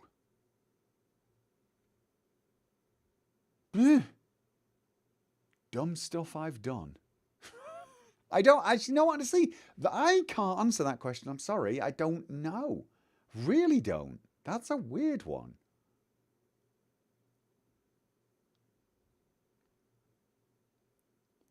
Yeah, if you want to put the title of your book in the chat so people can check it out, do so. All right, let's have a look. Now that Quadico is in the chat, are you going to do a Twitch run of Baldur's Gate 3 with it, or just a solo run? I'm going to do a solo run once I'm finished, and once we finish with Divinity Original Sin, assuming Baldur's Gate 4 and 5 haven't been released, we'll probably do Baldur's Gate 3 multiplayer. Vox Ratio, thank you for the $10 super chat. Karjo was the most handsome. Oh, good call. Yes. That or Indigo, of course. Yes.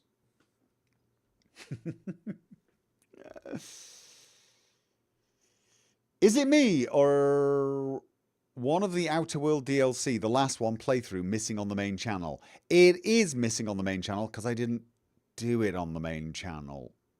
Did I do any of the DLC on the main channel? I do not remember. The last DLC for the Outer Worlds, I actually live streamed, I think. Did I? I think I live streamed. I might have actually live streamed both of them, to be honest. I don't quite remember what the DLCs were. There was a murder mystery one. I remember that. And I did it with a character that I created a character and briefly went through the main sort of quest to a certain point and then just did the DLC with that character. So I'm not totally sure. But you will find it on the alternate channel, Gopher's Vids Live. I'm pretty positive I will have put it there.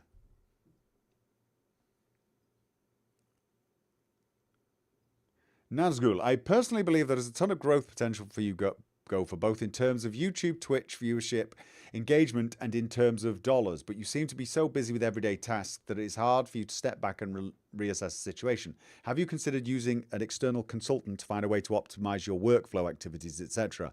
Your content is a solid goal, but it seems like you only need to find a better way to bring it to a wider audience. Just can't afford it. But yeah, I mean, look, I've got friends who've given me advice on this. I've got one very good friend who recently gave me a lot of good advice on this, actually. For example, he actually watches some of my stuff every now and again, and he said to me that, you know, often the things that do well on my channel are the things where I can put more of myself into them.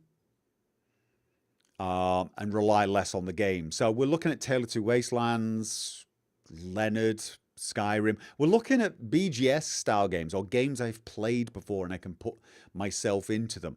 And, you know, that might be true. And this could mean that doing blind playthroughs is the wrong way to go for my channel, actually. So, for example, maybe playing Starfield and recording the entire thing was a total mistake. Maybe I should have just Zerg played Starfield when I got the review copy, got a review out, and then maybe live streamed a playthrough. And then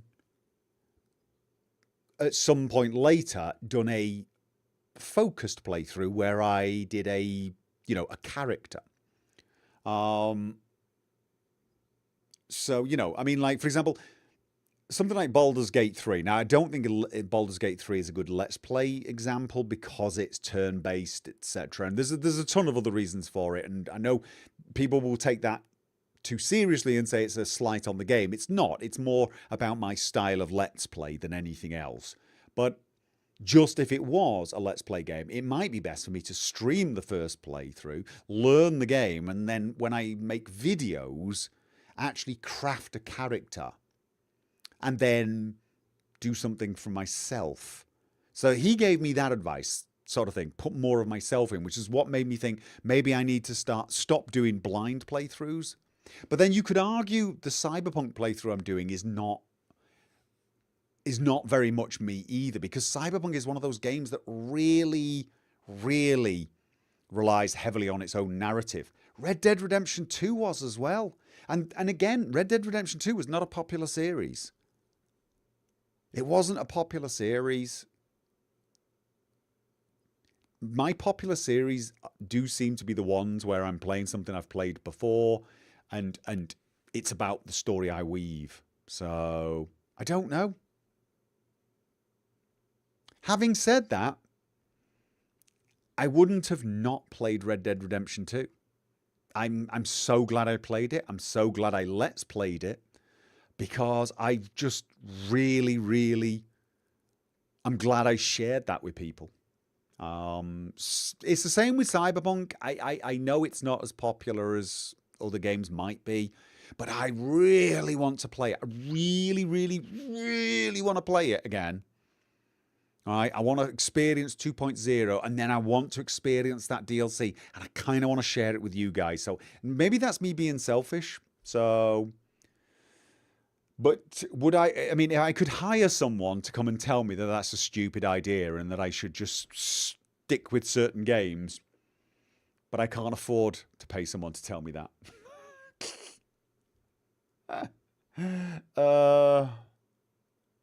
Which is, probably for the best, because I'd ignore it. I know sometimes I pick stuff that is not the best. As for optimizing the workflow activities, that's just hard because I do everything myself. I do optimize the work. I record in bulk and then I edit in bulk. But some people have said, well, why can't you get someone else to edit? A big part of the process is the editing. I'd end up spending just as much time. Now, people have pointed out I could use someone to do a draft edit, and then I could give them feedback until they get better and better at it, and then make minor edits myself. That is a possibility, but I actually think an editor would be much more useful on my mod videos, for example, those type of things. But I'm not in that place at the moment, so I just don't know. This is a hard one. I wish I could get someone to help me, but I just couldn't afford it. So, sorry. Chasing the Echoes. And I was just thinking that we should have a new genre of streams. Gopher reacts to his old video. The reaction vids are very trendy. Oh, good grief. Gopher reacts to... Yeah, okay. Don't those rely on face cams, though? You'd want to see me actually face palming at my own videos. I kind of feel like they need the reaction. I wonder if Gopher thinks Skywind or Skyblivion will come out next year. Skyblivion, I believe, might. Skywind, I've heard nothing about. So I don't know. I generally, though, like I say, I try not to anticipate too much.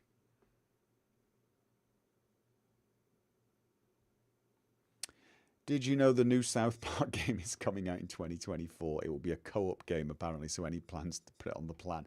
Okay, that would have to be a stream game, but I am not 100% sure I would want to stream that on YouTube.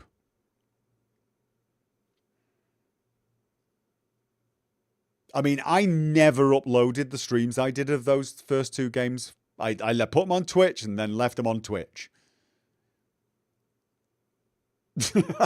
They were hilarious games. Strangely well done games as well, with actually intriguing gameplay.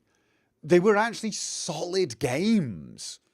I enjoyed those games way more than I should have. They pretty much hit every single solitary warning bell for the YouTube algorithm, though. They absolutely they are alarms. So I'm very reluctant to have them even on the channel, because I don't know how the algorithm works and whether it's like, oh, this is a channel that plays that game. So that might be one of those games. If it comes out, I might do a Twitch playthrough. Because, they are pretty offensive. I mean, they're hilarious. But like, oh my God. All right, Snake Doctor. Why do you think games like Vampire, your Let's Play, was amazing, don't do as well on the channel? I always thought it was 100% a Gopher game, and I know from how well you played it and you enjoyed it immensely, that doesn't seem to come across in viewing numbers, though. Because there's not much I can do with the game. that seems to be it. There's a few games that attract big audiences, but they're usually never the ones that everyone says it's going to be. This is why I'm like, when people say, oh, Baldur's Gate 3 is going to get you huge audiences. It probably won't. It'll get me the same size audiences. Whether or not how much people want to keep watching will probably very much depend on the interaction with the audience, less than the game, I think. It's for a let's play of my style, I don't think Baldur's Gate 3 will work well, but even if it does, I think it would have to be after I know the game well enough to be able to craft a character and then tell my own story. I mean, think of things like Leonard, Joshua, Jack. These characters. I don't think people were watching to see Skyrim. I don't think people watched Richard because they were curious about Skyrim.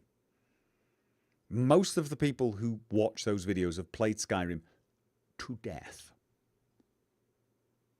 They're here for the story. When you watch my Cyberpunk playthrough, you're kind of watching me. Okay, I guess, seeing as you guys mentioned Gopher reacts, here's the thing. In many ways, when I play a game like Cyberpunk or Red Dead Redemption 2, it's very much Gopher reacts to game. I mean, it's not a reaction video, and I am immersed in the game, and you're sort of seeing the game through my eyes, but you're seeing the game. When you watch me play Leonard, you saw the Leonard story. Leonard, when you think of Leonard, you don't see the Dragonborn hero. Same with Richard to some degree. You don't, although more so than Leonard. It's the character. Falling behind in watching a series can be overwhelming. Sorry, I just read it. I read a comment from the YouTube chat because there's a cheer just come up. $10 from Samalama. Thank you very much. What about modded Enderall, soon as you've never done the DLC? Enderall. Yeah. Enderall is now available for special edition as well, isn't it?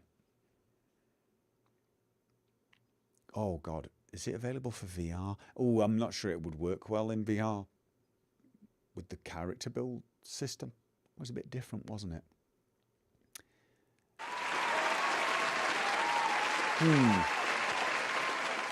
Well, it's definitely a possibility. But it is odd, isn't it? It seems to be classic Bethesda Game Studios games that do well on my channel. Harry, have you ever considered doing audio books or voice acting? Considered, but it's probably a lot harder than you think. Time consuming as well. I don't know if it's profitable.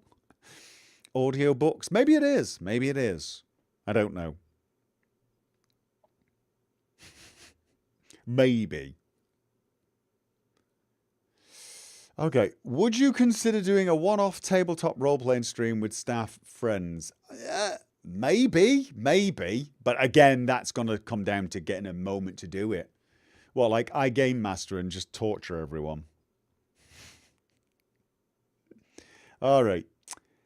From your Hey, look, we've caught up. From your Skyrim Leonard playthrough, do you have a specific chapter you would call your favourite? 4.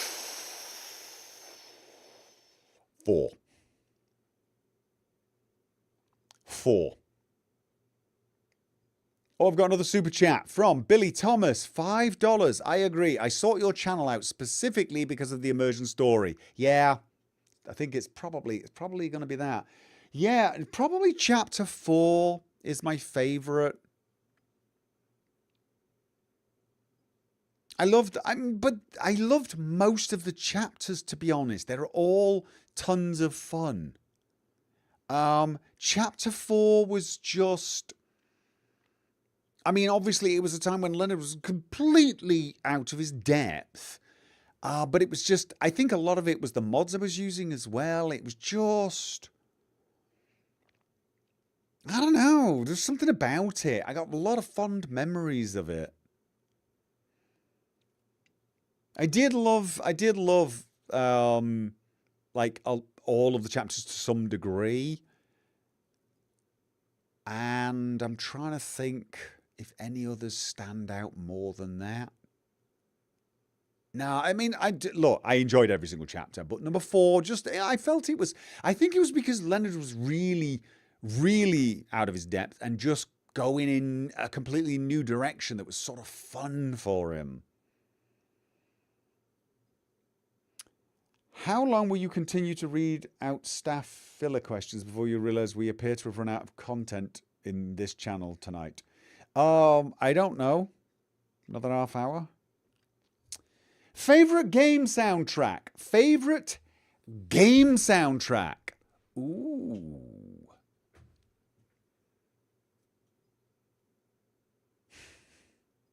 The easy ones to say would be, Morrowind. Or Oblivion. Or Skyrim. Skyrim's got such a good track. But I feel like I'm missing something else. I feel like I mean, I love the Mass Effect music as well. I'm trying to think of... I mean, there are so many games when I hear the music, I just go, oh. I love the Doom music as well, but not for the same reason. Right. Oof. There's so many of them. There really are.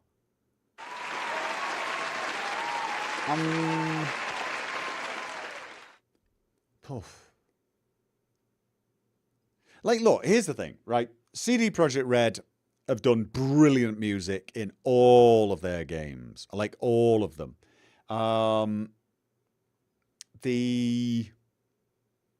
The Metro soundtracks were brilliant. The menu music, the guitar stuff, brilliant. Just bring back instant memories. The Mass Effect music, that was phenomenal. The Mass Effect music, especially in certain key cinematic moments, just sends chills down my spine.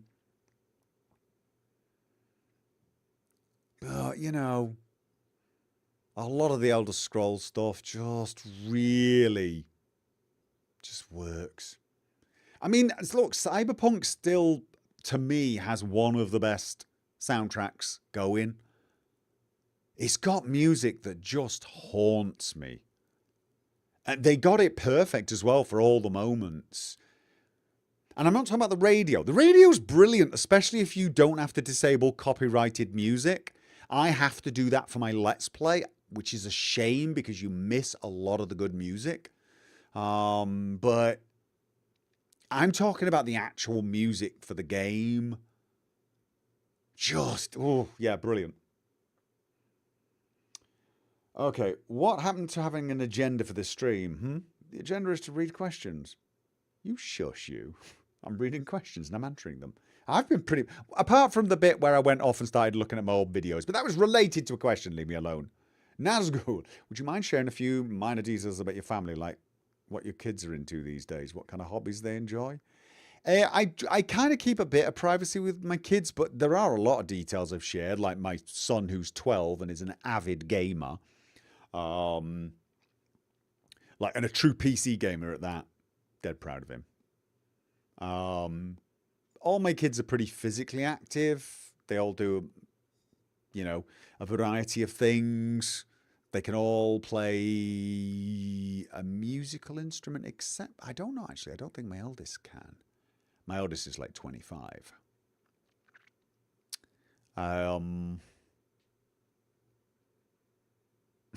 They all seem pretty happy. They never listen to what their mother tells them, but then they're kids, right? Have you got a character in mind for Fallout London? No, I haven't yet, to be honest. I don't quite know how I want to approach that. I really don't. I really don't actually know. I don't think I want to play a silly character for Fallout London, oddly enough.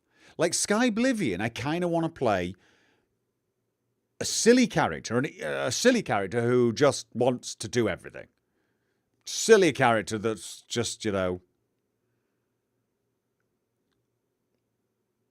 Richard the Warlock type. You're like a sorcerer who doesn't mind stabbing people with a sword because it's funny.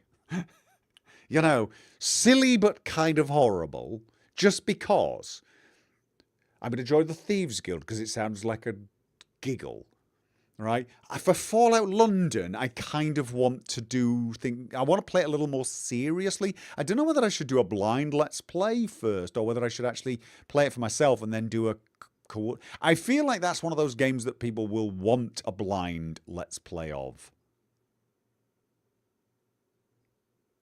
Whoa! Wow! Vox Ratio! $200 super chat. Thank you very much. Been watching since 2012 and have loved every second. Well, thank you.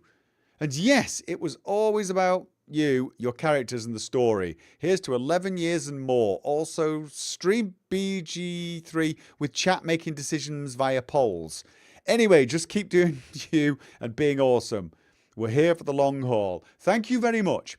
We did talk about letting the chat make decisions via polls, but we thought maybe that would be a bad idea for a first playthrough. Like my first playthrough, I should play, like just get into the story, get the characters, play seriously, more play me the way I normally play blind Let's Plays. And then on a second playthrough, if I did a stream, just, yeah, enable people to do polls and stuff. And it's got Twitch integration, doesn't it?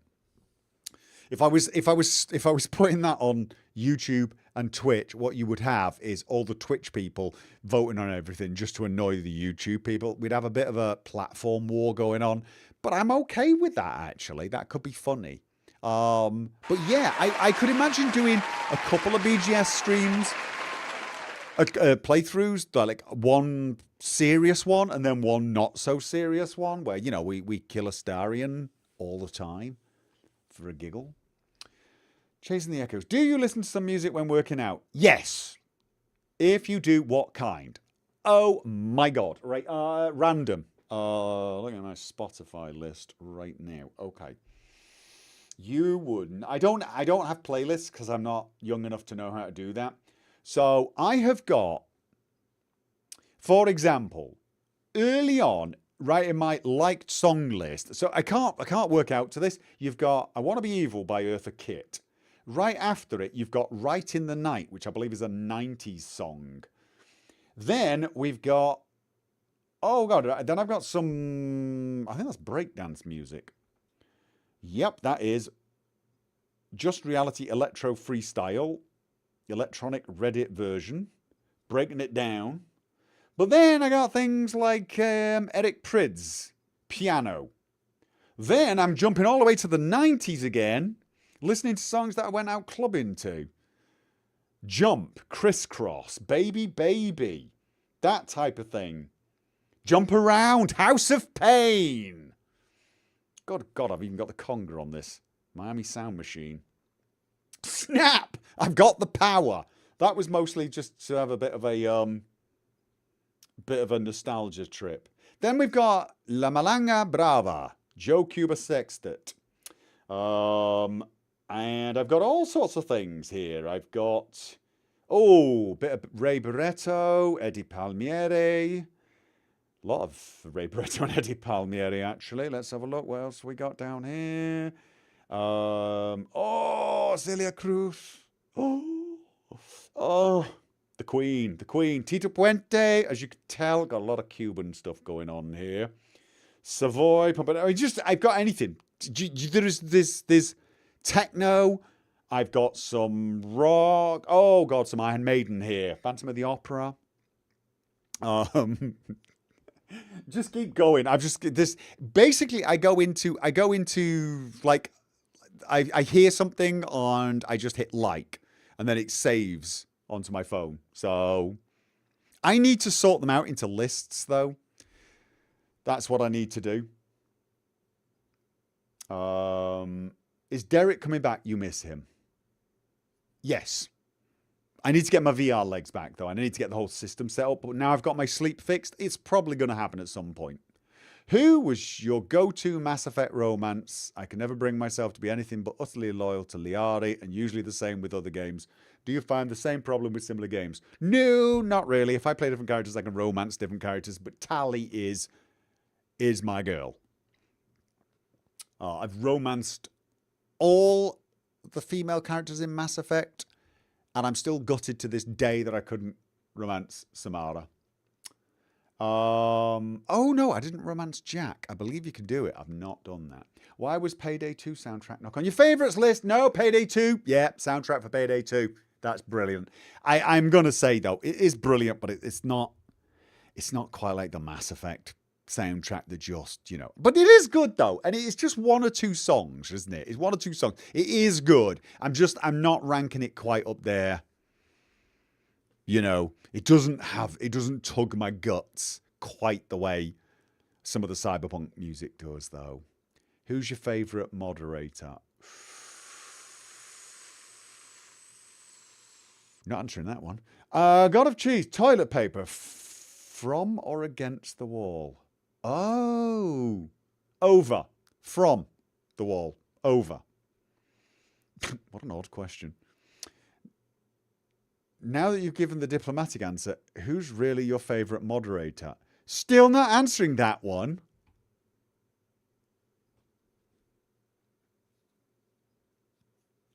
So we've run out of questions.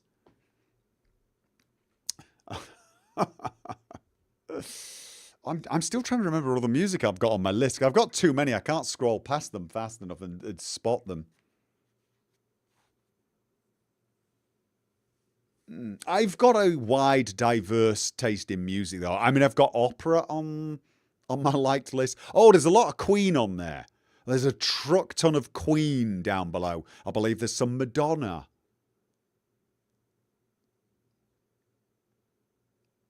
It's just, honestly, it's like, basically, I contacted a friend a few years ago.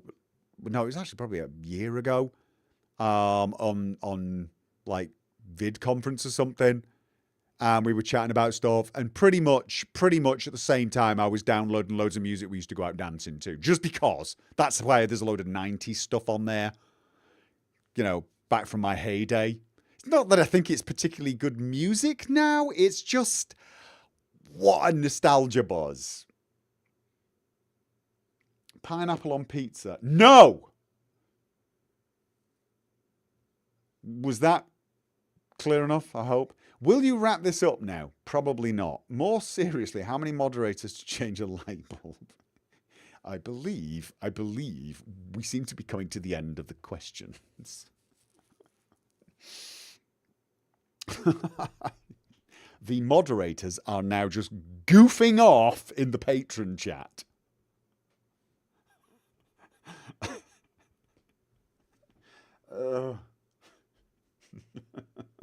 Which is fine.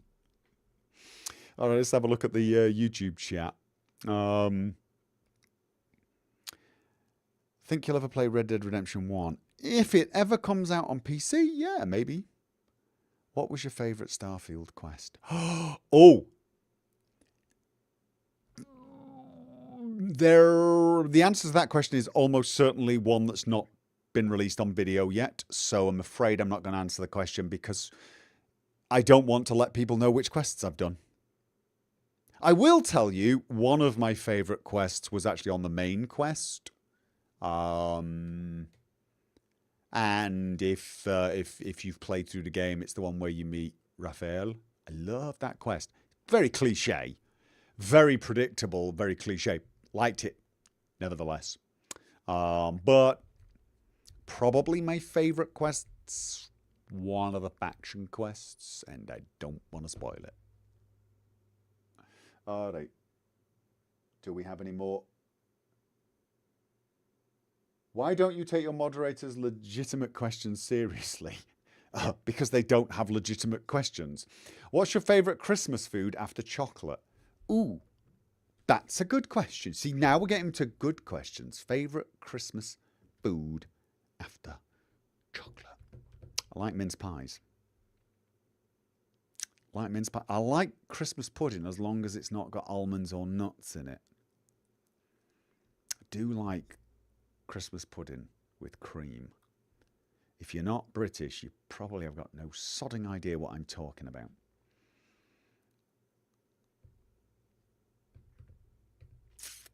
Now I want Christmas pudding.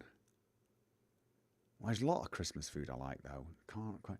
When will the next Q&A be? I should do this more often, shouldn't I? Should do this more often and get a channel where I announce the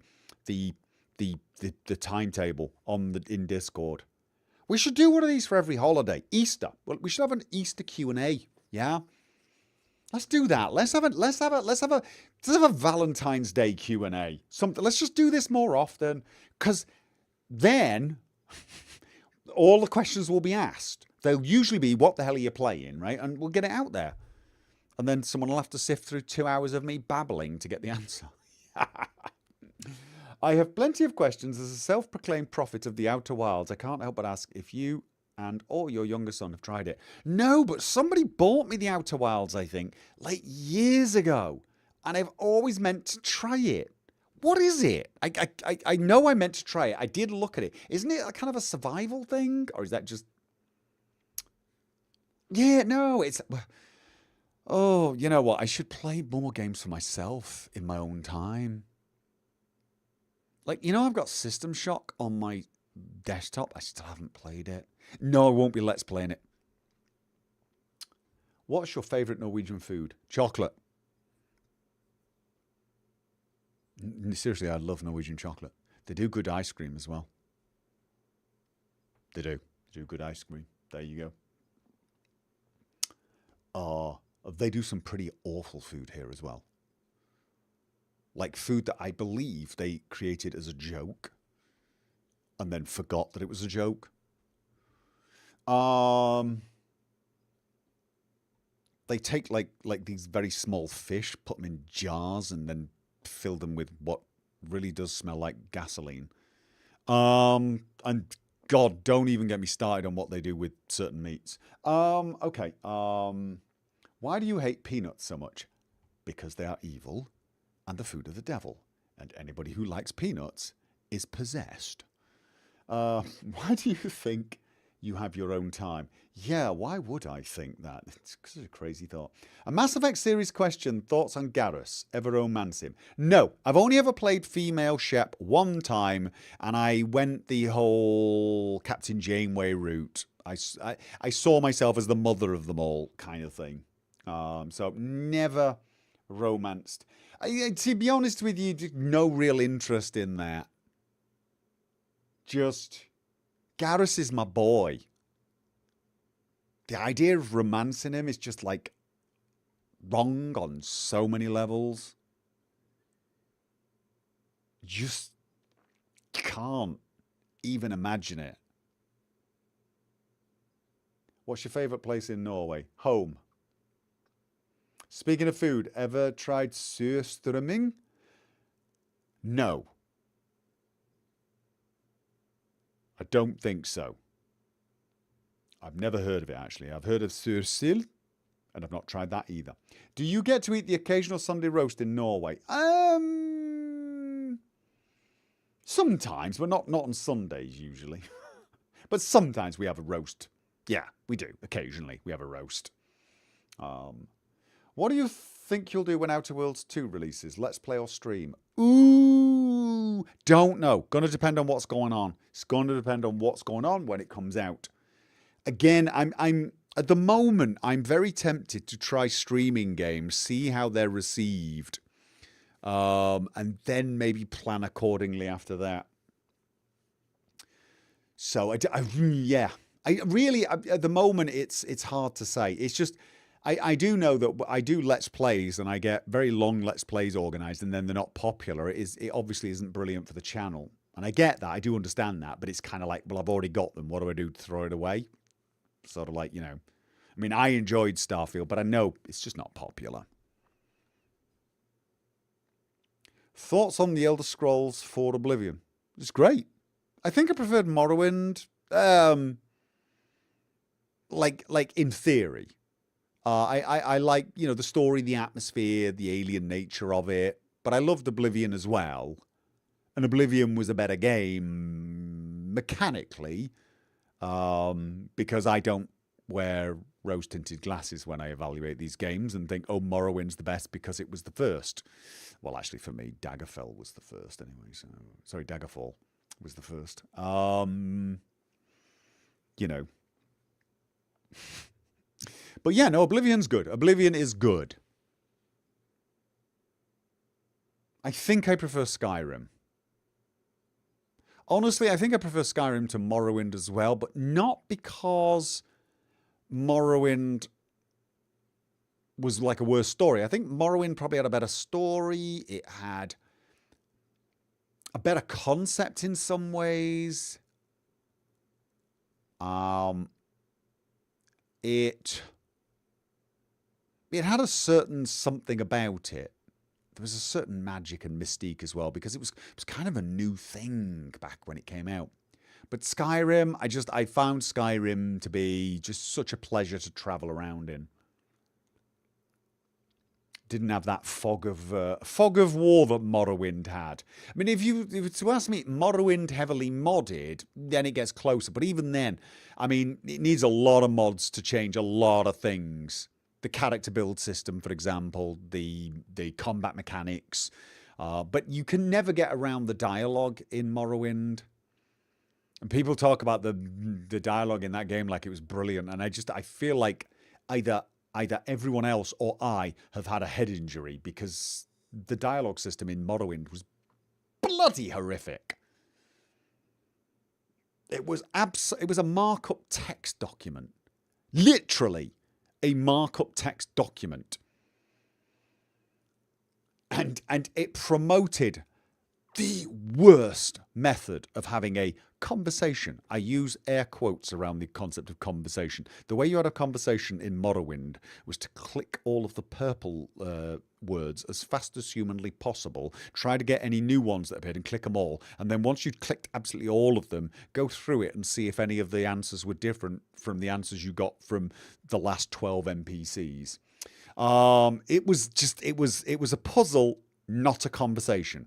Oblivion was a little better, but it just had those one-word answers and two-word, three-word answers. It felt a bit like a prompt rather than a conversation. Skyrim actually had sentences. They may not have been the greatest sentences. They may not have been, the best written sentences, but it had actual goddamn sentences. And the NPC spoke to you.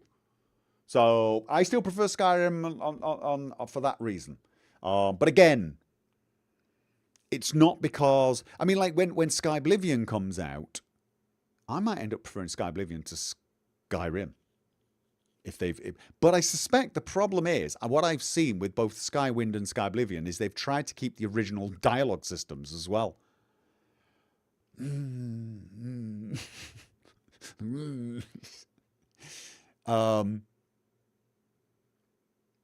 So, like, I'll have to see. I will have to see. I did see Skywind, an example of it, on one of their quests, and they'd kept every line of dialogue the same. And I was like, oh, I kind of wish I hadn't.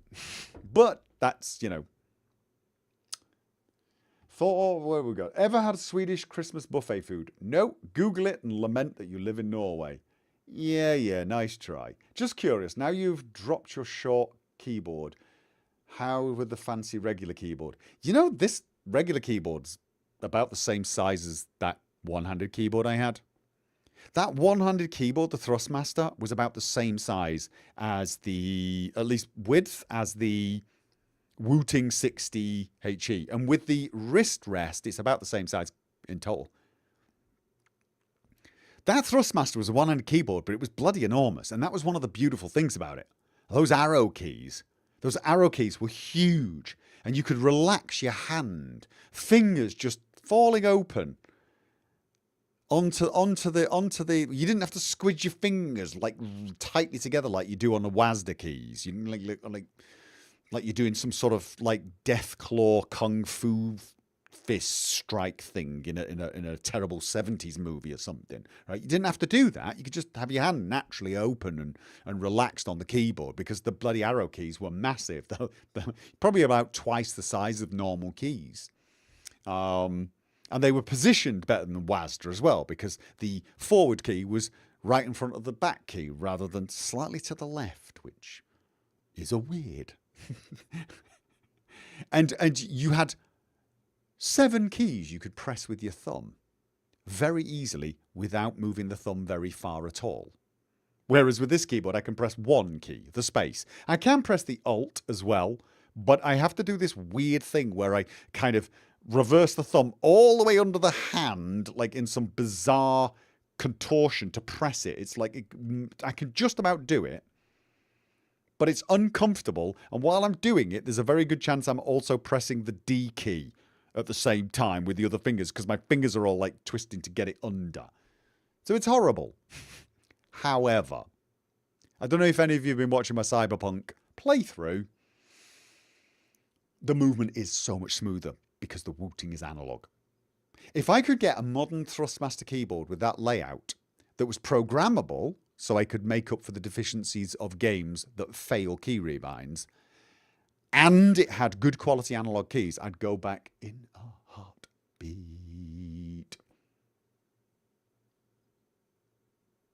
Most favourite Skyrim follower. Why is it Uthgerd? Tank Girl. Favourite Skyrim follower. If you mean vanilla, it's got to be Gizago. It could be Karjo. I love Karjo. I do. He's adorable. But my favourite is Gizago, and that's purely because of the Steve Let's Play. It's the Steve Let's Play. He just kept killing Gizago and having to resurrect him all the time. It was bloody hilarious. And in the end, Gizago actually wouldn't follow Steve. He killed him too many times. Is Die Hard a Christmas movie? Yes. It is actually, isn't it? Even has Christmas music, I believe. Doesn't it have Christmas music? It was set at Christmas, I think it has Christmas music. I think so. Yeah. I liked Die Hard. I like Die Hard 2 as well to some degree. Not as much as Die Hard 1. Was there a Die Hard 3? There was a Die Hard 3, wasn't there? Wait, Die Hard 3 was the one with Samuel L. Jackson. That was brilliant. Mostly because of Samuel L. Jackson. No, that's unfair. Bruce Willis was brilliant as well.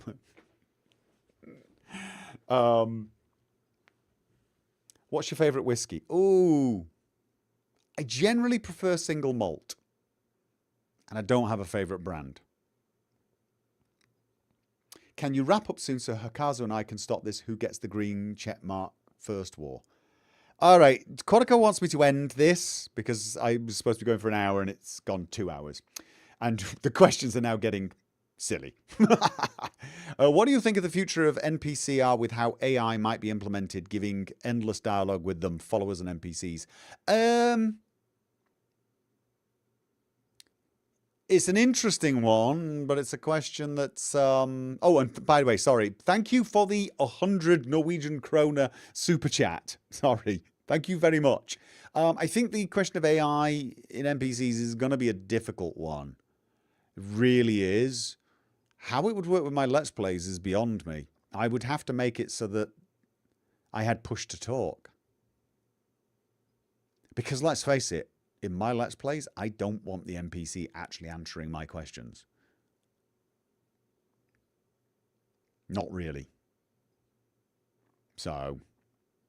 okay, what was it? Can you wrap this up? Did you arrange a special spot for the retired Thrustmaster tactical board in your bookshelf? Yep. It is not there yet, but it will be next to the other retired one on my bookshelf. Because there's 2 of them now. What are your thoughts on the Wooting keyboard? Future of input devices? I hope so. I'm hoping analog keyboards become more popular, but more importantly, I'm hoping adjustable keyboards become a thing.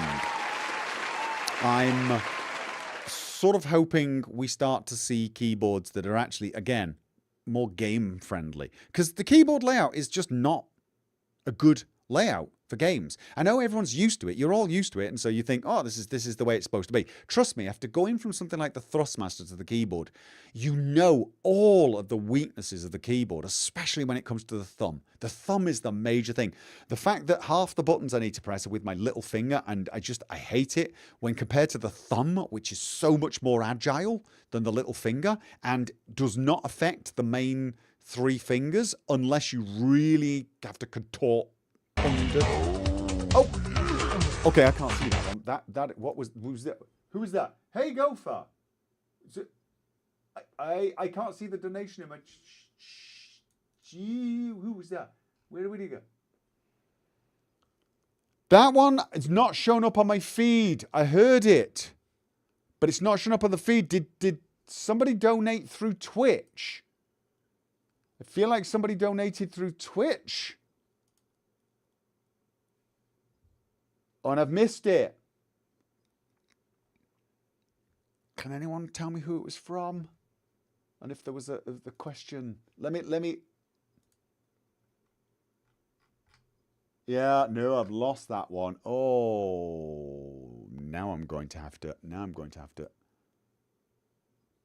check the logs. Sorry, I don't have the alert set up correctly. I mean, they appeared on screen. I heard it. All right, let's have a look. It was $68 US as well. And it was the Twitch sound effect. Yeah, I think it was from Twitch. Who was it? It was $68, which is very generous. Thank you very much.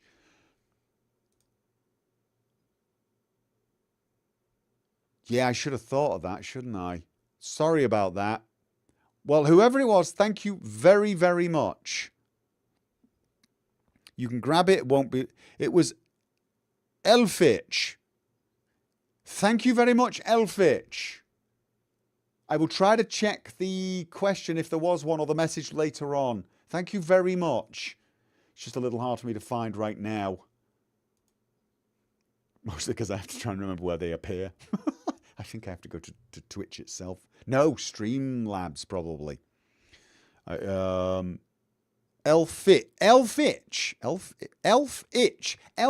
as in an itchy elf. Thank you. Sorry.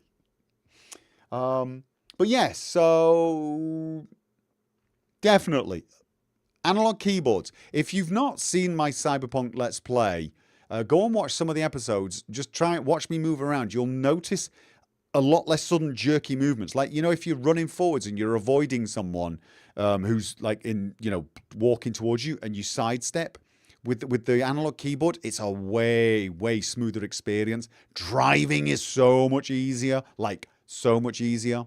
So, all right, Wolfang got it. Hey, Go, thanks for another year of doing what you do. I've been watching your videos for about 5 years and you've become such a constant in my daily life. Well, thank you very much and Merry Christmas to you. Thank you, Wolfan, for getting that for me. All right. So this is somewhat broad question on Bethesda, but do you think they will be disliked for a while with how people feel about Starfield generally and how long it takes Bethesda to make games? Also, new Death of Modding shirts when? They're going to be disliked forever.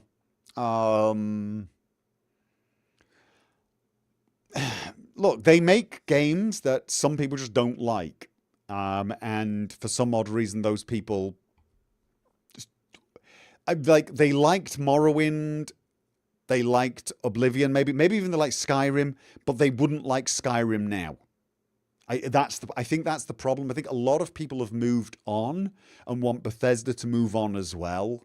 And I don't think it's going to happen. I think Bethesda are going to keep making the sort of games they make, and I think a lot of people are just they've had enough of those, and they need to move on, but they possibly won't, and so they're going to get complaints unless Bethesda tries to move on. But then I couldn't tell you if they're going to produce good games, because I think Fallout 4 was an attempt to move on in move direction with their games, and I don't think it went in the right direction. And in some ways Starfield was as well. They've moved into unknown territory. Bethesda are good at the sort of games they make, and by the sort of games they make, I'm talking, Skyrim, Oblivion, Morrowind, Fallout 3. But there's a lot of people who just, those games are not good enough now. And as you know, I'm still playing them. So I think they'll be disliked as long as they're making games like that. And whatever they move on to, if they decide to move away from those kind of games, they'll probably be disliked by people who liked those games. It's a tough one. And how long it takes them to make games, well, I don't know. I mean, it's how long it takes to make games nowadays, doesn't it, really? But yeah, I mean, it means it's going to be at 2030 earliest before we get... Quadoco's typing. I can see Quadoco typing. She's like, wrap it up!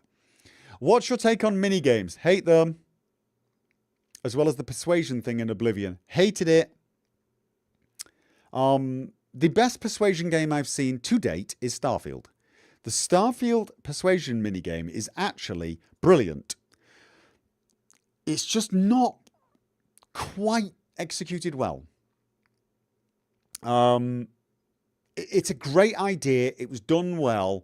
But I think there were too many generic lines in there, or lines that didn't make sense in the order they were given. I think they needed to flesh it out a bit more and actually put more lines of dialogue that follow on from each other. So if you start threatening, maybe there should be some follow-up threats, or you should lead it in a direction of a conversation that makes sense or something. I don't know how hard that would be to do. Or like, you know, if you do one threat, then there's another threat takes its place, but then maybe you want to change tack and go with something else. You go, oh no, I'll go with nice. Do they need to tweak the system so that it actually makes some more logical sense? What seems to happen at the moment is you pick a line and then all of the lines change, but they don't always make sense. It's not like, oh, well, I'm changing my mind now. It's often just completely random. So I think it was a great idea. It's the best minigame for persuasion I've ever seen. It just missed the mark of being brilliant, sheer brilliance. Because it could have been. But I think it was a great idea. Socks and sandals, very stylish. Do you approve of the fashion yourself? I don't really think of things like that, to be honest. If you want to wear socks and sandals, wear socks and sandals. What's your favourite Akivit? I'm not really a lover of Akivit, so none. Do you feel it's time to thank your patrons and everyone once again and wrap up? I'm spotting a theme here, but you know what? She is in fact correct. So I am going to thank all of the patrons. I'm going to thank all of the people who've been watching the videos on YouTube who have become members on YouTube. I'm going to thank everyone who watches me on Twitch, all the subscribers on Twitch, all of the beautiful people who have donated, who have done super chats, who have done cheers with bits. To everyone who has given a nice comment or even a thumbs up on my videos, I appreciate those. I really do. Even those little things. A thumbs up, a nice comment, it makes more of a difference than you can possibly know. It really does. So, thank you very much to all of you. And even the people who just watch the videos but don't really want to say anything. You know what? Love you too. I'm glad you enjoy my content. That really does make me feel good. It's a big part of why I do what I do. It's a part that makes it worthwhile beyond just being able to make a living. So thank you very much to all of you. Thank you to my moderators for putting up with me and making sure I get things done. And yes, thank you to Quadoco for nagging me to do the things I should do, like wrap it up. You guys are brilliant, all of you. I will see you all in 2 weeks by the looks of things. 2 weeks time, I will be making my triumphant New Year's return, and I will probably be playing Baldur's Gate 3. There will be videos uploaded on the normal schedule, completely uninterrupted coverage. Although I'm wondering, you know what, I'll leave you with this parting question. Should I do that? Should I put videos during those sort of breaks, or should I have a break? Are you guys getting sick of me? Could you do with a week off? Or is the Christmas break the perfect time to actually watch videos? So no, keep bloody posting, right? You know what? I'm curious. I'm going to read the comments in the YouTube video once this gets uploaded. I am curious about that, actually. So anyway, there will be videos, though. I'm going to make sure they're all uploaded before I go away on Saturday. So there will be 6 videos per week for the next 2 weeks. And then I will make my triumphant return with Baldur's Gate 3. Love it if you could join me for that. Should be a lot of fun. I haven't decided yet whether or not I'm going to kill Lestarion just to annoy you all, but you'll just have to wait and see, won't you? Well, it'd be mostly to annoy Quarico. Just can't help it, really. So, ladies and gentlemen, Merry Christmas, Happy New Year. I will see you all in 2 weeks.